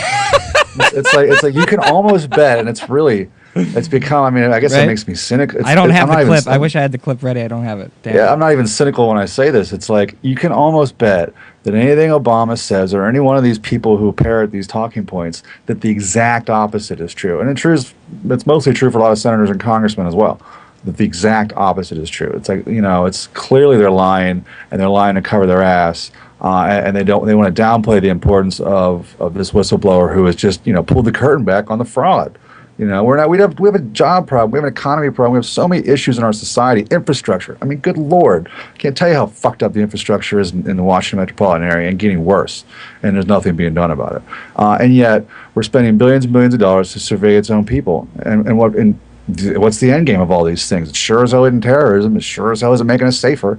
We're not healthier. We don't have health care coverage and health insurance. I mean, so it's literally it's what you call circling the wagons. And they know, and anybody in power, anybody in these systems knows that it's completely fraudulent, and that they're only serving their own interest in a status quo, and they're just raping and pillaging the rest of society for the money that they get paid. I mean, there's a reason Edward Snowden was making $200,000 a year doing what he was doing before he came to Boozow and Hamilton, because they need hackers. They need, they openly recruit hackers to go out there and do this kind of work. I'm happy that's a perfect segue because I'm not able to get the clip, but here's the quote. President Obama said, quote, "I'm not going to be scrambling jets to get a 29-year-old hacker," end quote. Wrong. That's the quote I'm thinking That's actually not a complete lie. He didn't scramble any jets. He just picked up the phone and said, "Okay, France and Portugal and I think Spain. You guys scramble the jets." Yeah, make sure that you do our bidding and right. And then, by the way, we have guys on the ground when they land, so we can search the plane. I mean, it's remarkable the money and resources spent on this kind of thing, when in fact this guy was doing us all a great service. And if you watch and get your information, get your quote-unquote news from the corporate lying, filtered garbage media, then you might not understand, well, why do all of these Latin American countries give a crap about this NSA or give a crap about Edward Snowden? What's that matter? Well, meanwhile, over the weekend, journalist Glenn Greenwald from The Guardian revealed that the NSA, the National Security Agency, has been systematically tapping into Brazil's telecommunication network and indiscriminately intercepting and collecting and storing email and telephone records of millions of Brazilians for years. And this is, millions of Brazilians. Millions of Brazilians. That's a good song. You should make a song out of that one. There you go. But the interesting thing is, it's not only the death or the war against privacy as the United States. It's a global. It's yes. When you have an empire like we do, and we are in the far reaches of the world, and you're clinging to power by force and fraud, then you have to do what you can to maintain that, and that means spying on everybody. So that really, the bottom line of all this is it's designed to squash dissent. Yes. And squashing Edward Snowden means squashing dissent. Bradley Manning's the same. Squashing these whistleblowers means squashing dissent. And moreover, as Glenn Greenwald has indicated, there's nothing they can do to Edward Snowden that's going to stop what he's already done. They can only silence the whistleblower, but everything is done. What they're doing is they're using him as an example. They're saying, and I'm surprised they haven't. I'm sure they want to kill him, and I'm sure that this notion of bringing him to justice is a ruse. They're just going to make him disappear in some way or fashion, to silence him, and then everyone can say, "Okay, I'm not going to be like Edward Snowden. I don't want to be killed," Mm-hmm. And that's sort of what Cornel West has said a long time ago. He said, "Well, some people are going to have to die." And that's because when you are staunchly nonviolent and moral, and you are going up against this monolith that will do whatever it can to stop you from exposing their fraud, and then of course taking their power from them, then you're going to be summarily executed and silenced, and there's no justice involved. There is no any other thing other than oppression, suppression, and keeping what is otherwise a fraud, still playing. And that means keeping people like Edward Snowden and Bradley Manning quiet, right, in one form or another, and using them as an example, like they're doing. And it's just so, nothing's going to happen. If Edward Snowden is killed tomorrow by them, it's too late. All the information is going to be out there. But what it'll do is it'll say to people, "Hey, this is what happens when you step out of line. So just take your money and shut up." Exactly, and that's what most people do. Because even though the conscience is screaming on the inside, and you almost become a prisoner of your morality, and we got to at some point, if we have time. I can't tell you the jobs I've had where I've just like bit my tongue because I need the money. We all do it, man. I've been there, done that. Yeah, been there, it's done like you don't have a safety net. You lose your job, you're fucked. And even on a more personal level, as just like a kind of a personal friend. Respect kind of thing. Me personally, I continue to do a little bit of that myself, just out of But I'm not going to say any more than that. But it's tough because it's a balance. It's a line. You're walking the line. I walk the line. Johnny Cash. Yeah, don't bite the hand that feeds you, man. Right. So which is exactly what Edward Snowden did. Right. Meanwhile,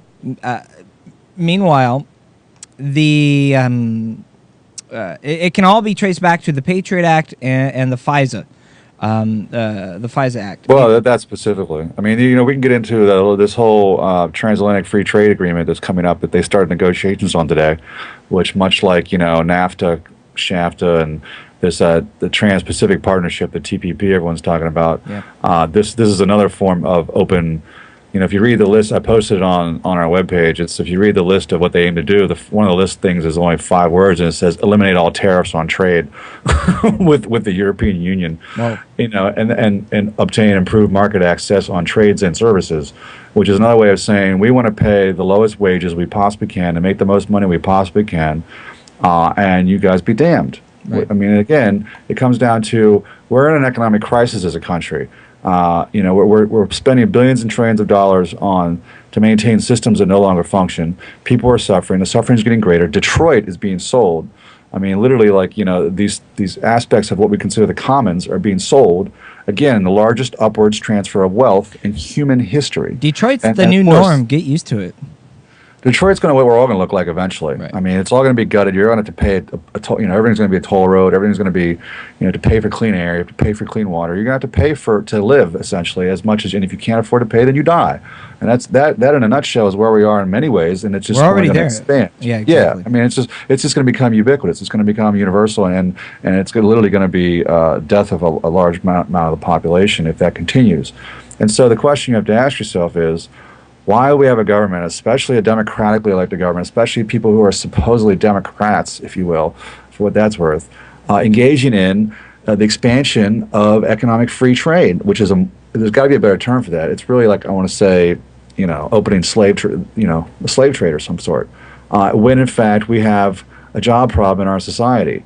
So what do you need access to these markets for? I can tell you why you need access to these markets, because those markets are still functioning somewhat, whereas the United States is not.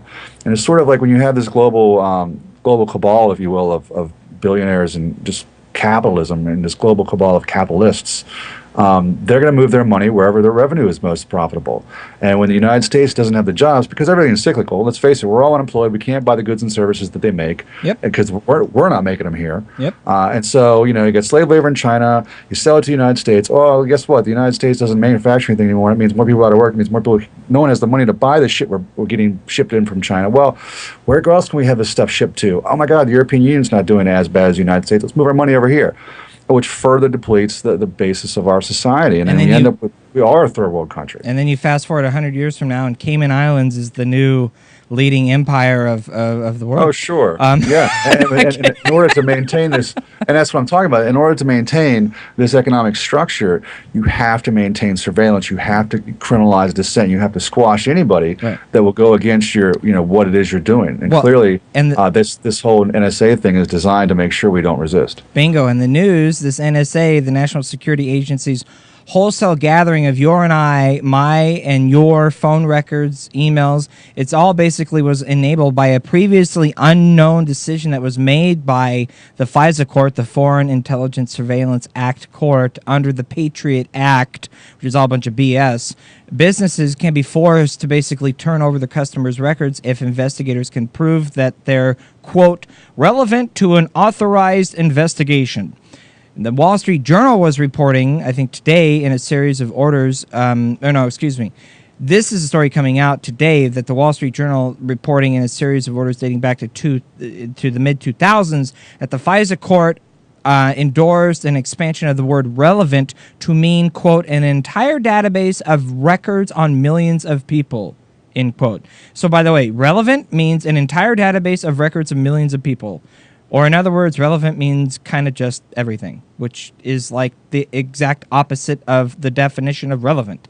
But anyways, because everything isn't relevant. That's why you're narrowing it down to what is relevant, right? Anyways, in interviews, the Senate's two leading critics of the NSA surveillance, Ron Wyden from Oregon, woo-woo, and Mark Udall, confirmed that the expansion of what constitutes relevant is what they've meant in the long accusing the government of a secret interpretation of the Patriot Act. That's the news, basically, from Democracy Now! And by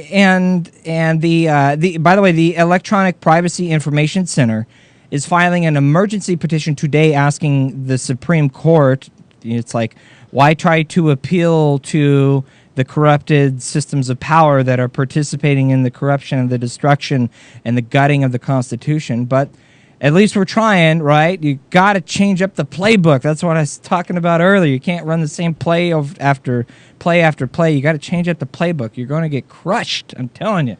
But the Electronic Privacy Information Center filing an emergency petition today asking the Supreme Court to halt the NSA's collection of millions of phone records, of your and I's phone records, and the group says that their lawsuit is the first to directly challenge the authority of the FISA courts to authorize the collection of the phone data under the Patriot Act. So they're trying, sort of, but until you and I and 10 million people show up at the National Mall in Washington, D.C. and not go anywhere until we restore the fourth, nothing going to change. Meanwhile, I'd love to see a general strike. I mean, if you follow the news on Bolivia and all the things that they've been doing as closely as I have, it's inspiring. Rest of the world gets it.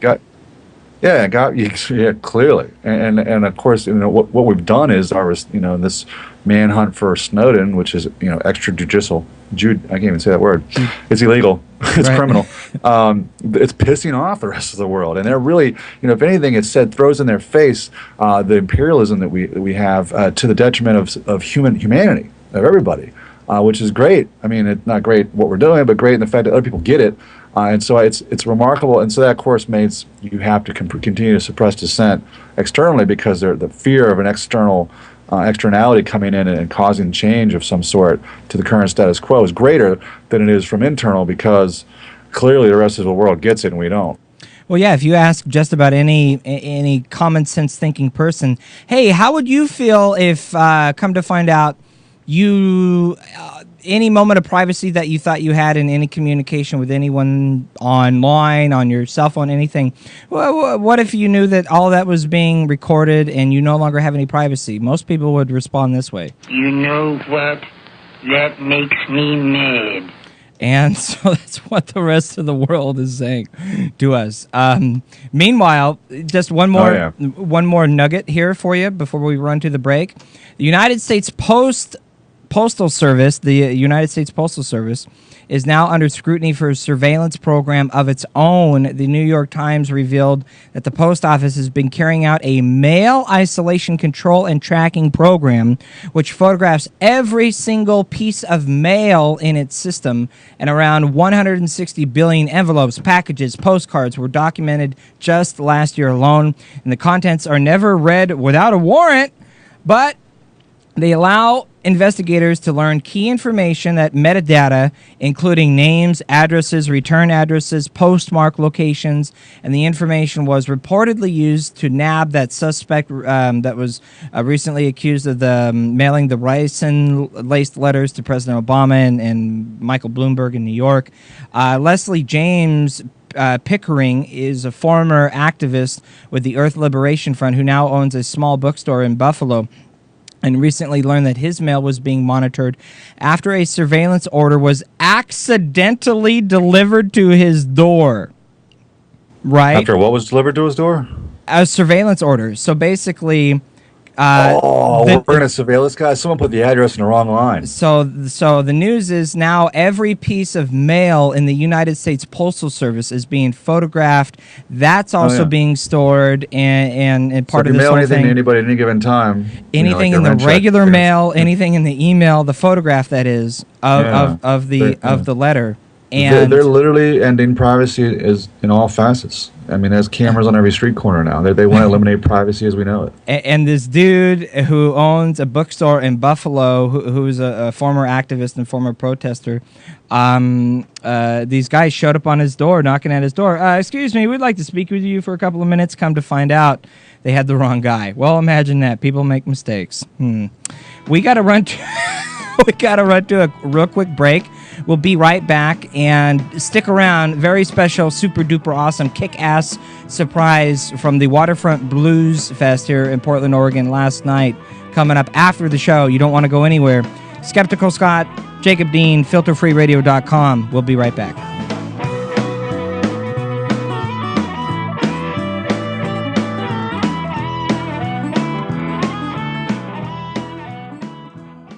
You're listening to and watching Filter Free Radio. Filter Free Radio. Filter Free Radio with Jacob Dean and Skeptical Scott. Jacob Dean. With Jacob Dean and Skeptical Scott. It's a redefining of the issue of not just the fact that, it's my fault, I need to go buy a Prius. I should get an electric car. No, it's my fault for not stopping car culture as a whole. We don't need cars. I should have far greater technology right now than the internal combustion engine. It's 100-year-old technology. Where is my jetpack? Exactly. But you get the point. The issue is far larger than just recycling or driving a hybrid. It's stopping the manufacturing of these systems, these industries. They need to stop. We will never have national health care guaranteed as a right for all as long as we have insurance companies that make money off of us. So the insurance companies need to go away. We don't need insurance companies. We need health care. It's the whole health insurance reform. What a lie that is, because we need health care reform. And the list goes on. So it's redefining the issue and redefining the argument.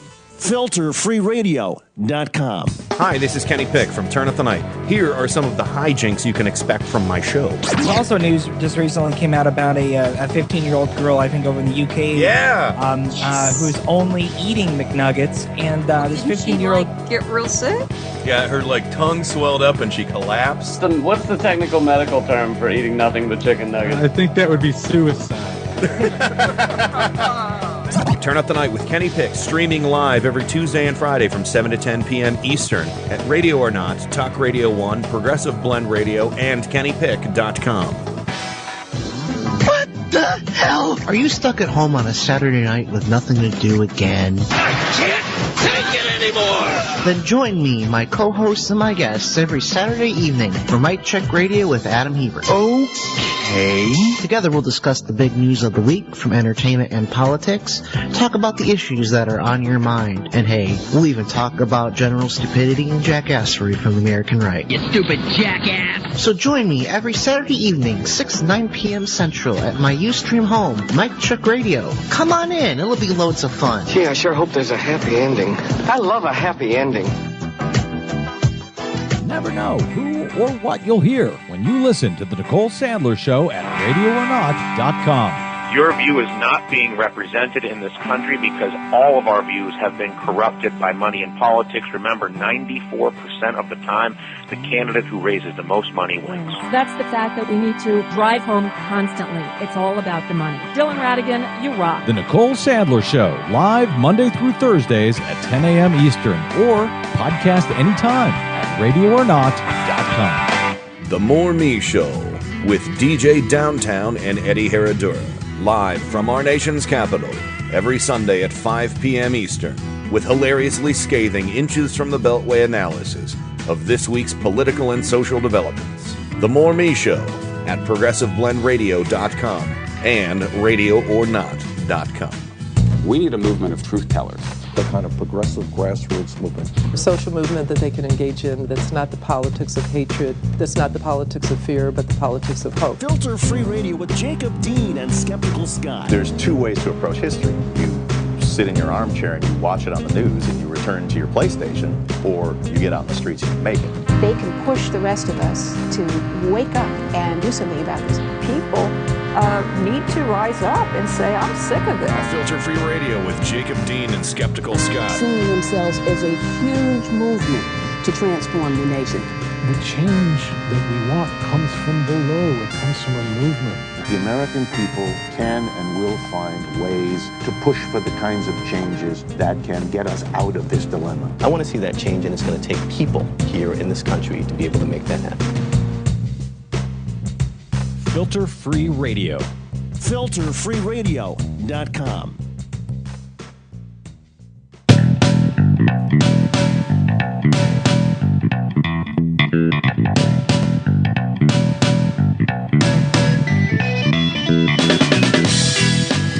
And welcome back to the show. So good to be with you. I want to give a quick shout out to everyone who's participating in the free chat room. You can chat for free, you can watch for free, you can podcast for free, everything for free at filterfreeradio.com. Lava Q in the chat room. I'm in the chat room. Skeptical Scott's in the chat room. Snark Y2K, Taffy Candy, Vic, 3 other guests. And as always, a friendly hello to the NSA. We know you're listening. Hey, NSA, what's going on? Thanks for being a part of the conversation. Yeah, I mean, if at this point you have to accept we don't have any privacy, the question is, we're going to take it back or not? We would love, I missed a call earlier. We've had folks try to call into the show, and keep in mind, we always have the comment line open 24/7. We always want to hear from you. 503-746-TALK, and that would be a fantastic question to ask people to call in about is, what does the NSA stand for? What do you think the NSA stands for? No security at all. Lava Q writes in the chat room, no security at all. There was a sign at the Portland Restore the Fourth protest that said, no secrets allowed. So that would be a cool acronym. That's pretty clever. Too bad it doesn't mean that. Right. Right. Well, I guess it does in some sense for them anyway. No such agency, right? There's no NSA here. Yeah, that's what it used to be, yeah. So, real quick, there's other news to get to, and you'll want to stick around at the end of the program because we got a special surprise for you. But, Blues Fest. What's that? What? Blues Fest. Yeah, Blues Fest. Good stuff. I don't want to talk about the, I'm definitely not going to talk about George Zimmerman. That's the one and only time you'll ever hear that name on this program. And I'm not going to talk about the plane crash in San Francisco, though it looks like Pilot Air might be to blame for that. There's big protests going on over in Egypt, of course, is getting very violent. Apparently 42 were killed at the Muslim Brotherhood protests against Morsi's ousting. There's a lot of stuff going on. There's a lot of news in the NSA that we've been talking about all the program. One of the things that we covered on last week or week before last was the protesting going on in Guantanamo and why Guantanamo detainees who've been cleared for release yet have not been released yet are on hunger strike now into the 100th, way past the 100th day of their hunger strike. And now, they have been being forced fed to keep them literally to be kept alive. And defense attorneys now and Islamic leaders are urging the Obama administration to suspend the force feeding of the hunger-striking Guantanamo Bay prisoners because today is the very first day of Ramadan. And if you don't know anything about Ramadan or the religion, basically it's a month-long fast if you're Muslim that you participate in. And in the daytime. You can eat at night, but not in the daytime. Right. And the U.S. military says it plans to acknowledge the Ramadan by only force-feeding the prisoners at night. Wow, how nice. That's Oh, cool. But my favorite little Pakistani place has halim now. Halim is this it's this Ramadan dish. It's basically mutton mixed with barley, and it's incredibly rich in protein and starch, and you eat it, because you're only going to eat 1 or 2 meals in the middle of the night, but as soon as between sundown and sunrise. And so they eat just dense, rich food, and then, of course, fast for the entire day. But it's good food, man. Yeah. In any case, it's, they're not going to observe this, and they're going to force feed these people against their religion, not to mention against humanity. I mean, it's torture. Right. Are we going to show that Yassine Bey video at all? That's where we're going next, because thanks to you, man, super duper awesome ass producer, co-host, kick-ass all-around good guy. It's all over the net now. It's going viral. Skeptical Scott posted it on our Facebook page. You can find it that at filterfreeradio.com. Tell us about this, because I'm going to play about the first minute of it, but set it up for us, Scott, if you would. Well, I just reminded me of your video, Only This Is Real, which, I mean, I'm not trying to denigrate you. Well, yeah, like 2 weeks ago, I went down in City Hall here in Portland for about 3 days, 3 or 4 days, and there's been an ongoing kind of protest and solidarity with the Guantanamo Bay protesting here in Portland. There's other cities around that are doing similar actions. But here in Portland, I went down and we covered it on the show. I hope you saw it. And I kind of dressed it up in an orange prison jumpsuit, and they kind of put me in this wheelchair, and we did basically political theater. It was completely fake, but I was like... Street theater. Street theater, right? But I was acting as if I was actually being tortured. I wasn't really being tortured. I was really fine. And, just... Yeah, well, most death's not acting here, which is really gruesome. So I thought watching you squirm was bad. This is a whole lot worse. And so, if you got weak eyes or a weak stomach, you might want to turn away for the next 60 seconds. But this is a video, and I'm only going to show a little bit of it here. This is a video released by Reprieve. This is the hip-hop artist and actor Yassine Bey, formerly known as Mos Def. Sure you've heard of Mos Def. Mos Def, who now goes by Yassine Bey, voluntarily underwent this force feeding that's similar to those at Guantanamo. And in this very disturbing sequence, he's basically screaming for help before the force feeding is stopped. And at least 40 of the Guantanamo estimated 120 hunger strikers are being force fed right now. Here's a short clip of that.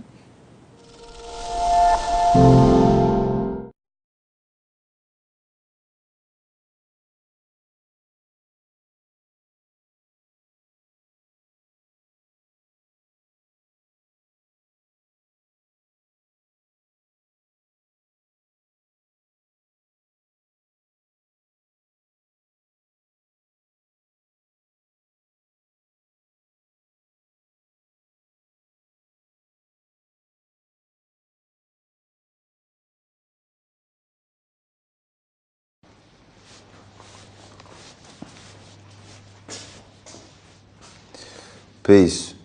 My name is Yassine Bey, and I'm here today to demonstrate the standard operating procedure for force-feeding detainees at Guantanamo Bay. Good morning.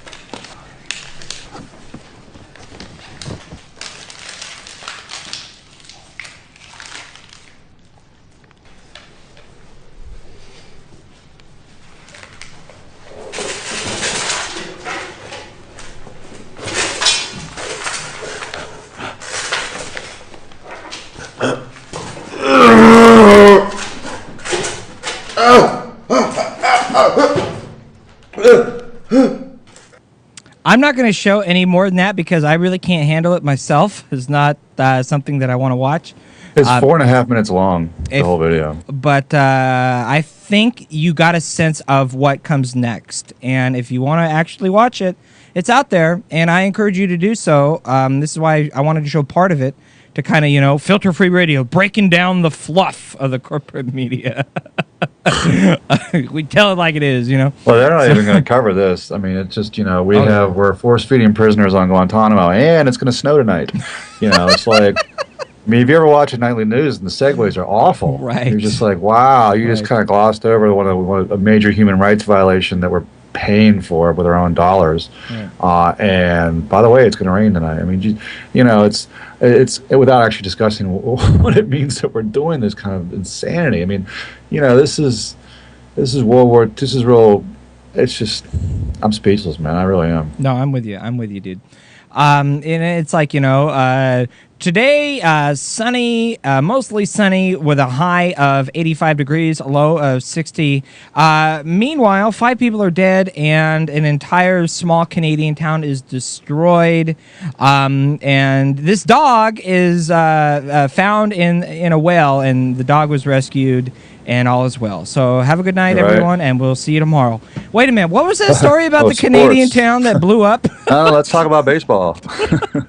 You skipped over the one. I was just looking at the Democracy Now! Thing in the news today. One of the things they mentioned was that at least 150 female prisoners in California were forced to be surgically sterilized from 2006 to 2010. I mean, that's kind of fucked. Yeah, big time. It's it's like, wow, these are there. So, and the point of me bringing that up is that if we think that what's happening in Guantanamo Bay isn't happening domestically and won't happen domestically, then we're lying to ourselves. I mean, this is what happens to empires that crumble. They begin to cannibalize themselves because they're not just fighting the externalities; they're fighting the internalities to maintain their power. And of course, the military and these techniques and tactics that are used at the edges of empire, like in Guantanamo, which by the way is, it's not even. We shouldn't even have a base there. But anyway, it's ridiculous, and it's certainly going to be used to squash dissent domestically, and of course the least among us domestically are, I would say, female prisoners at this point, because the penal system is just insanity. It's punitive at the very least. But. Right, and this is why one of the biggest motivations of the whole closed Guantanamo and this whole, this video we just showed you, the activism that we were participating in, I was participating in this program and getting involved, is to really establish the whole anti-Guantanamo policy in the entire justice system, in all prisons, which, like Scott, like you're saying, it's not just limited to torturing these people down in Guantanamo, but the justice system is an oxymoron. Well, I mean, it has to make you sick. It's like there's a Robert Scheer article on Truthdig, where the editor of Truthdig wrote, I think last week or a week before, where he said, really, it ought to shame all of us, and he's speaking of himself because I didn't, who voted for Obama twice, and each time Obama said, I'm going to close Guantanamo, which is obviously a lie, and currently, it's worse. I mean, not only are we torturing these people, and the only way out for them is death. We're force feeding them and keep them alive. Right. When what they really want is to die rather than be there anymore. That's how bad it is, and so it's like it's worse. It's literally like you didn't think things could get worse than what happened in the Bush administration, because Bush seemed so incompetent, right? And of course, Dick Cheney ran everything, as if those people had any real power. But it's clearly worse, and it makes you have to ask yourself, does it matter? Why do parties matter? It's the whole notion, and I love John Pilger for this. When John Pilger says it's not a matter of what class you come from, who you are as a person. It's a matter of who you serve, and it's clear to us, and should be clear to everybody, that the Democratic Party, like the Republican Party, or any establishment apparatus, if you will, serves the interest of the very wealthy and corporate interest, and included in that, of course, is the defense industry and the military-industrial complex. Because let's face it, all of these things, when things seem insane to you, and you're like, that can't be happening, that's ridiculous, you have to ask yourself why. And it really, honest to God, man, it comes down to money. I mean, we're giving these people, and I'm speaking, of course, of defense contractors, so much money. Yeah. There's 400,000 of these defense employees. Yeah. They're privatized, and so it's a privatization of what are all those governmental functions, and that includes obviously schools. There's charter school bullshit going on, but and healthcare, of course. All these things we should otherwise consider the commons. But most pernicious and most obvious is privatizing war, privatizing police, privatizing this sort of prison system, privatizing any kind of control mechanism. And of course, in the name of profit, and so profitizing. Literally, it's profitizing. It's literally the definition of tyranny. The clip that's playing in the back of my brain right now, which I don't have ready, is from the movie Spaceballs. Merchandising. Spaceballs the lunchbox. Spaceballs the breakfast cereal. Spaceballs the flamethrower. It's like. It's the same idea. It's we have to go get the bad guys. So war is okay, and we have to spy on everyone because we have to catch the bad guys. So ending privacy is okay. Don't you feel safer? Right. Do not resist. Do not think for yourself. Just trust us. Right. Anyways, I wanted to mention this because we only got 10 minutes left, and I want to give us, ample time to speak our final thoughts before we get to some really cool, awesome surprise action for you. But this story just blew my mind because, again, we're still in the coal export fight. By the way, I just saw. Oh my God, this is going to be coming up on the next program we do, and I haven't even got to tell you about this yet, Scott. But I saw on TV like 2 nights ago the new rollout of the new propaganda that Amber Energy is pushing to really try to get this last project that they have on the docket approved so they can really try to export coal out of here. I saw the new television ads that Amber Energy is rolling out for the Moral Pacific project. It's just nothing but a bunch of bullshit. But I got to get to that later, another program. But at least 5 people are dead, and I'm not making this up. At least 5 people are dead, and more than 40 people are missing. I don't know if the numbers have changed since the story came out. Maybe have. It's been updated. But this train was carrying crude oil, and it derailed and crashed into the center of this small Canadian town. And dozens of buildings were set on fire and destroyed. And even the Canadian Prime Minister, Stephen Harper, who this Harper administration has really been nothing but pro-Trans-Canada, pro-pipeline, pro-tar sands oil, pro-destruction of the earth for short-term quarterly profit. Even the Canadian Prime Minister said the town looks like a war zone now. The quote is, quote, "Just once again, I have been to one visit of the site. For people who aren't there, it looks like a war zone. A large part of downtown has been destroyed. It is really just terrible. There have been loss of life, and as we all know, and there are still many, many people missing," end quote.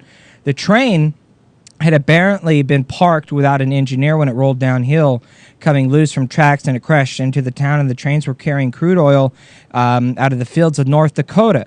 And in a statement, Greenpeace said that the derailment highlights the dangers of unregulated oil shipments by train. Greenpeace said this is more evidence that the Canadian government continues to put oil profits ahead of public safety.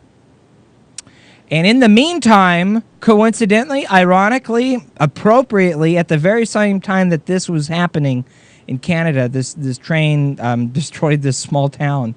Activists and indigenous groups and the First Nations of Canada in Western Canada province of Alberta, where, the tar sands, Alberta tar sands, right? The tar sands oil. They were wrapping up this 2-day tar sands healing walk. Participants staged an 8-mile march and healing ceremony to acknowledge the damage of the tar sands oil mining on the land and on the local communities. It just kind of all ties in back to money.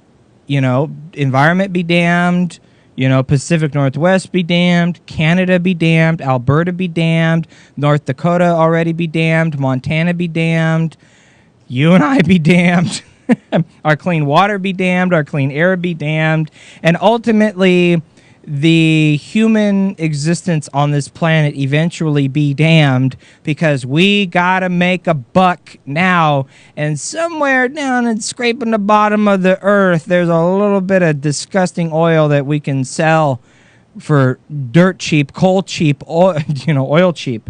And it's just we're exporting it. That goes part of the part of this free trade BS. That's what the definition of a third world country is when you export raw materials and import finished goods, and we're exporting raw materials to first world nations because we're not.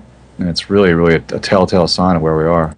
I just, I saw the new commercial from Amber Energy, and knowing what I know, doing the programs we've done on this show, like actually doing the research and finding out all of these things about Amber Energy, that they're not even a coal company. They're $125 million in debt. They've never made a profit. All previous coal projects were failures.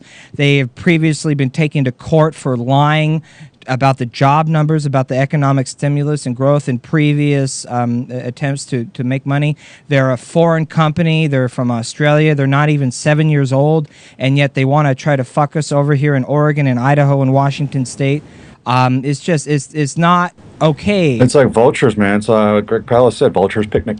And I'm frustrated because, like Scott, you were talking about earlier in the first hour, the people who are informed, the people who are getting the truth, the people who are seeking out the truth on alternative independent sources like Filter-Free Radio, Democracy Now!, the real investigative journalism out there, Jeremy Scahill, Greg Pallas, you name it. It's we get it. We see what's going on, and it's like, no duh. It's like staring you right in the face. What are you going to do about it? And it's so frustrating to know this, to observe reality and see such a disconnect in so many other people from that reality.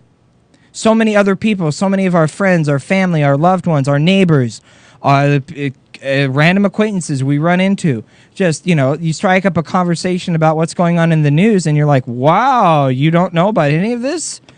Well, you just can't have those conversations. You talk about sports and the weather. That's what you're limited to. Right. I mean, even my little part-time job, I'm aware of injustices that are going on, and I need to do something about it. But I mean, I guess at this point, I feel like I got to pick my battles. You do. It's so. You do. Yeah, I mean, there's so many on so many levels. It's like, wow, what's the difference? Is it worth the? There's so many. Everywhere you go, and that's the thing. That's the thing about whistleblowers that makes them so prevalent. And people, before I go on, let's not never forget that there's more suicides in the active military than there are people dying on the battlefield right now. Right. And the reason is because PTSD is caused by witnessing war crimes. Okay, murdering people will make you, you spend your whole life being taught morality and to do no harm and this, that, and the other. And let's face it, killing people is against the law. And then they send you out to war to do exactly the opposite of what you've been taught your entire life. And so you snap. And in doing so, you witness war crimes because people become dehumanized. And so this whole notion that we're out there doing anything altruistically, and you better believe it, if you ever hear someone say, oh, they got bipartisan support on this, well, then we're really fucked. I mean, that means that they really got the screws in you and done, at least on that topic. I mean, it's like, this whole, really free trade or any of these other issues are supposedly bipartisan. If that even means anything anymore, other than the fact that they're all in agreement that, hey, this industry will get what they want. Right. And not just one or the other, not just Wall Street over the little oil barons. We're going to give them everybody something. It's like, yeah, we're all in agreement. I mean. And that's where we are as a society, and it's not functioning in terms of helping, common good, welfare, making the world a better place. That sure is not on the agenda, and it's just remarkable that this, Edward Snowden system. I'm sorry, dude. Well, I'm going to say the reason it's not on the agenda is there ain't no money there. There's no ability to make a buck off of doing the right thing in most cases. And if you can do the right thing and make a buck, man, good on you. Godspeed, and tell me, how can I get signed up and participate? Yeah. You have to wonder what kind of externalities you're placing. Internalizing profit and externalizing any kind of expenses, which could include pollution, and the list is long. But It's hence dark days ahead, my friend. Hence the cracks, hence the fundamental cracks at the base of the foundation, right? This is why it's like, oh well, if you're engaging in if you just vote Democrat, it's all good. I thought it was great the other day, the last week or week before, whatever it was, the Daily Show, where they juxtaposed the Canadian banking system versus the U.S. banking system. Yes. And, they interviewed people on the street. It wasn't that great? I mean, you just interviewed every citizens on the street who were like, and from Canada and from New York, and everybody in the U.S. was like, fucking vultures, these guys are scumbags, you need to be in jail. And everyone in Canada is like, oh, my banker's a member of the family, I love them, eh? They're great, yeah, very trustworthy, honest people. And everyone in the United States says, of course, the exact opposite. And then you realize that because they have a strong government that keeps these people in line and with regulations, whereas our government's been completely captured by moneyed interests of all forms, and so we don't have a democracy anymore. And the sooner we start to accept that, the sooner we can begin to resist the downward spiral that we're on, and we can actually turn the ship around and maybe do something productive. Woohoo! I think. Yeah, that's the whole goal of sacrificing your Saturday afternoon for a protest or doing something ridiculous like, right. Sitting down in the middle of a busy intersection or whatever it is you have to do to get attention to your cause. But it's important to remember, I think, too, that what was it? One third during the American Revolution, 1/3 were for it, 1/3 were against it, and the other third didn't care, which means basically 2/3 were against it. But yet we had the American Revolution and we succeeded. That was we're flat out of time, man. I'm sorry to cut you off. We have to wrap it up. Scott, that was the quote that I was telling everybody when I was at the Restore the Fourth protest, walking around talking to people. I was like, at the time of the American Empire, only 1/3 of the people were actually for it. So just, chew on that one for a minute, right? Yeah, exactly. I got to say thanks to everyone who makes the show possible. Big thank you to the super duper awesome mass producer, co-host, kick-ass, all-around good guy, Skeptical Scott, live from our nation's capital, Washington, D.C. It's always awesome to have you by my side, man. Big thanks to everyone in the chat room. Snork, Y2K, Taffy Candy, Vic, Will from Chicago, Lava Q, everyone out there who's chatting, filterfreeradio.com, radioornot.com. Thank you so much. Watch Chris Hedges' Hope speech on our homepage. Yeah, there we go. Thanks to Nicole Sandler, radioornot.com, and DJ Downtown at progressiveblendradio.com, and the one, the only Kenny Pick, Turn Up the Night with Kenny Pick.com at Liberal Justice Radio for syndicating the program. Thanks to Dano Songs, Dano at danosongs.com, and Kevin McLeod at Incompetech.com, and our good friend the Roy Britt at CrownRecords.com for music production. Get out there, get active, participate, be the change, make the difference, be more a part of the solution than we are part of the problem, and don't go anywhere. The surprise is next. Filter Free Radio. There's a time when the operation of the machine becomes so odious, makes you so sick at heart that you can't take part. You can't even passively take part. And you've got to put your bodies upon the gears and upon the wheels, upon the levers, upon all the apparatus, and you've got to make it stop. So give me something to believe, 'cause I am living just to believe, and I need something more to keep on breathing for. So give me something to believe. The revolution will be broadcast Monday from 7 to 9 p.m. Eastern. Filter Free Radio.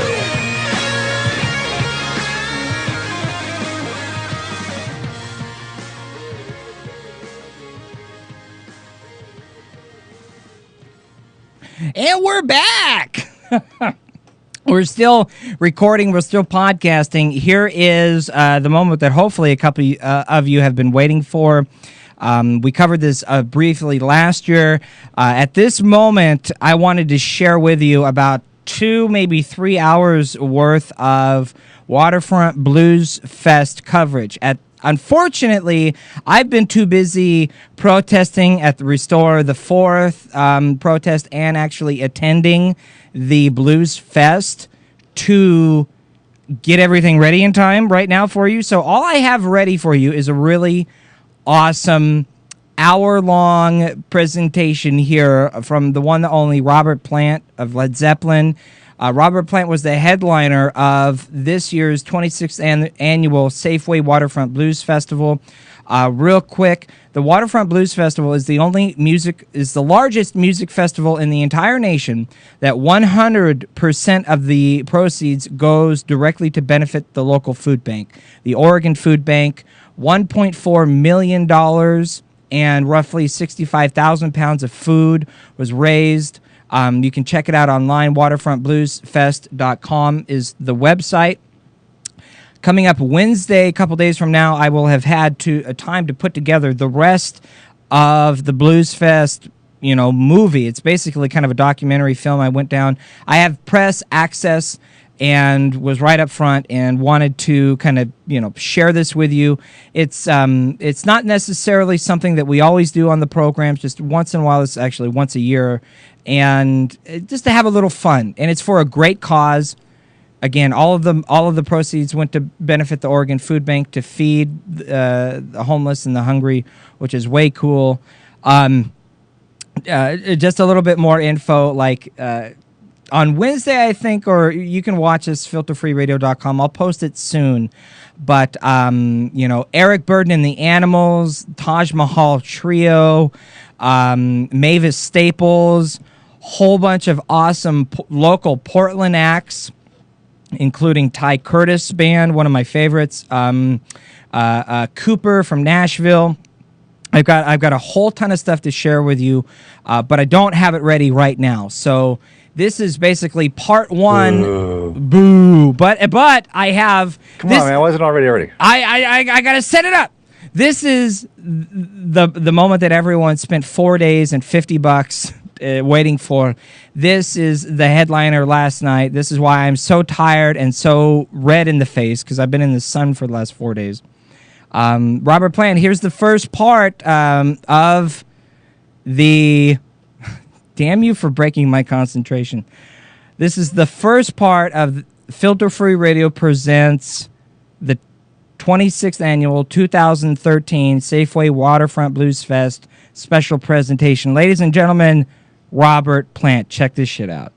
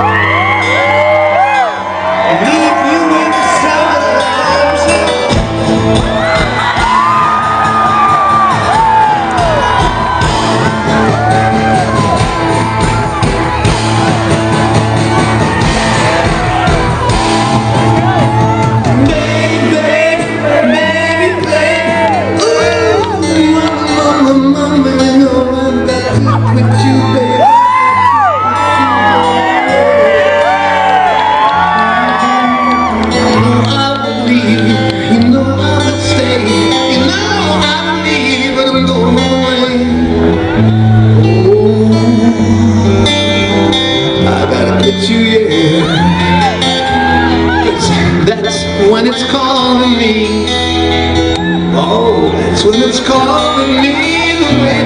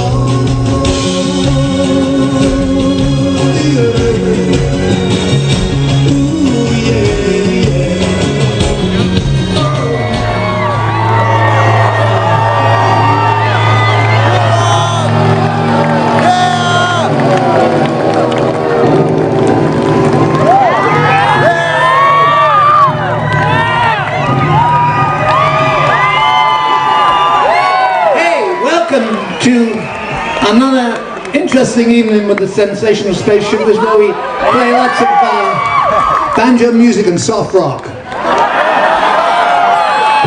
that what they want when you get to a certain time? Yeah. Okay, this is a blues festival. Well, all music that sings about trouble and pleasure and joy and pain has got some reflection on its community. And in England, nothing happened. Okay, it got very grey for a long time. And but down in the Mississippi, where I have no real comprehension at all, there were guys moving through the turpentine camps and making a lot of music that gave us so much today. One of those guys was Charlie Patton back down there in the Mississippi. And he kept singing about this thing called I don't know whether you can help me, but something called a spoonful. Well. So we're going to put that right through the mangle.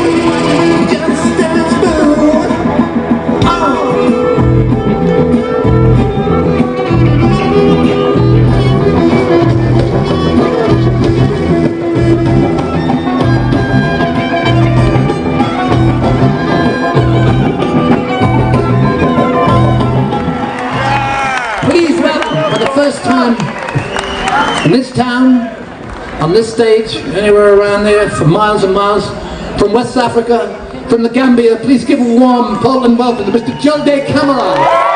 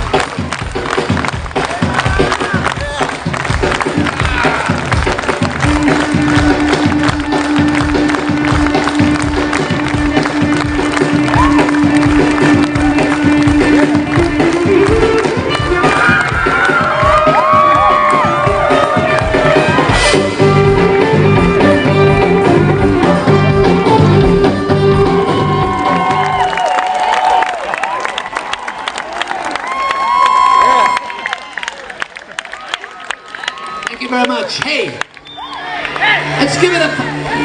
On guitar, gimbri, mandolin, please say a big welcome to Mr. Justin Adams here. And from Liverpool, England, the king of psychedelia, please welcome Mr. Skin Tyson.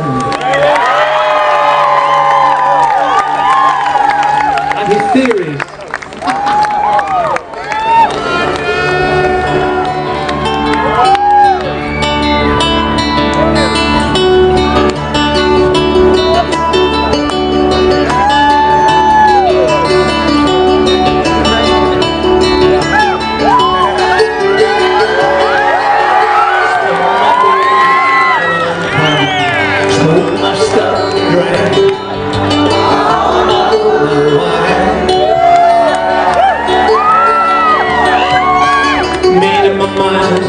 Make a new start. I'm going to California to break in my heart. Someone told me there's a girl out there with love in her eyes and flowers in her hair.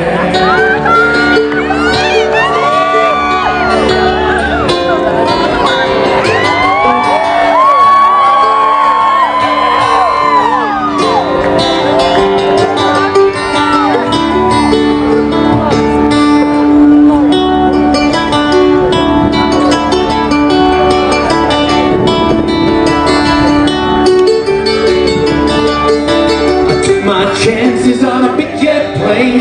Never let me tell you that we're all the same. The sea was red and the sky was gray. I wondered how tomorrow could ever fall today.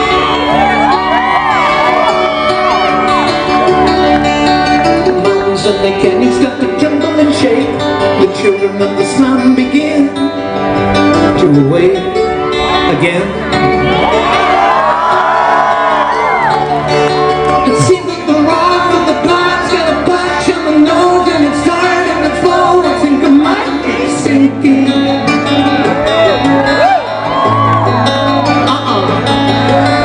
Throw me a line, reaching in time. I see you up there with the path runs straight and high.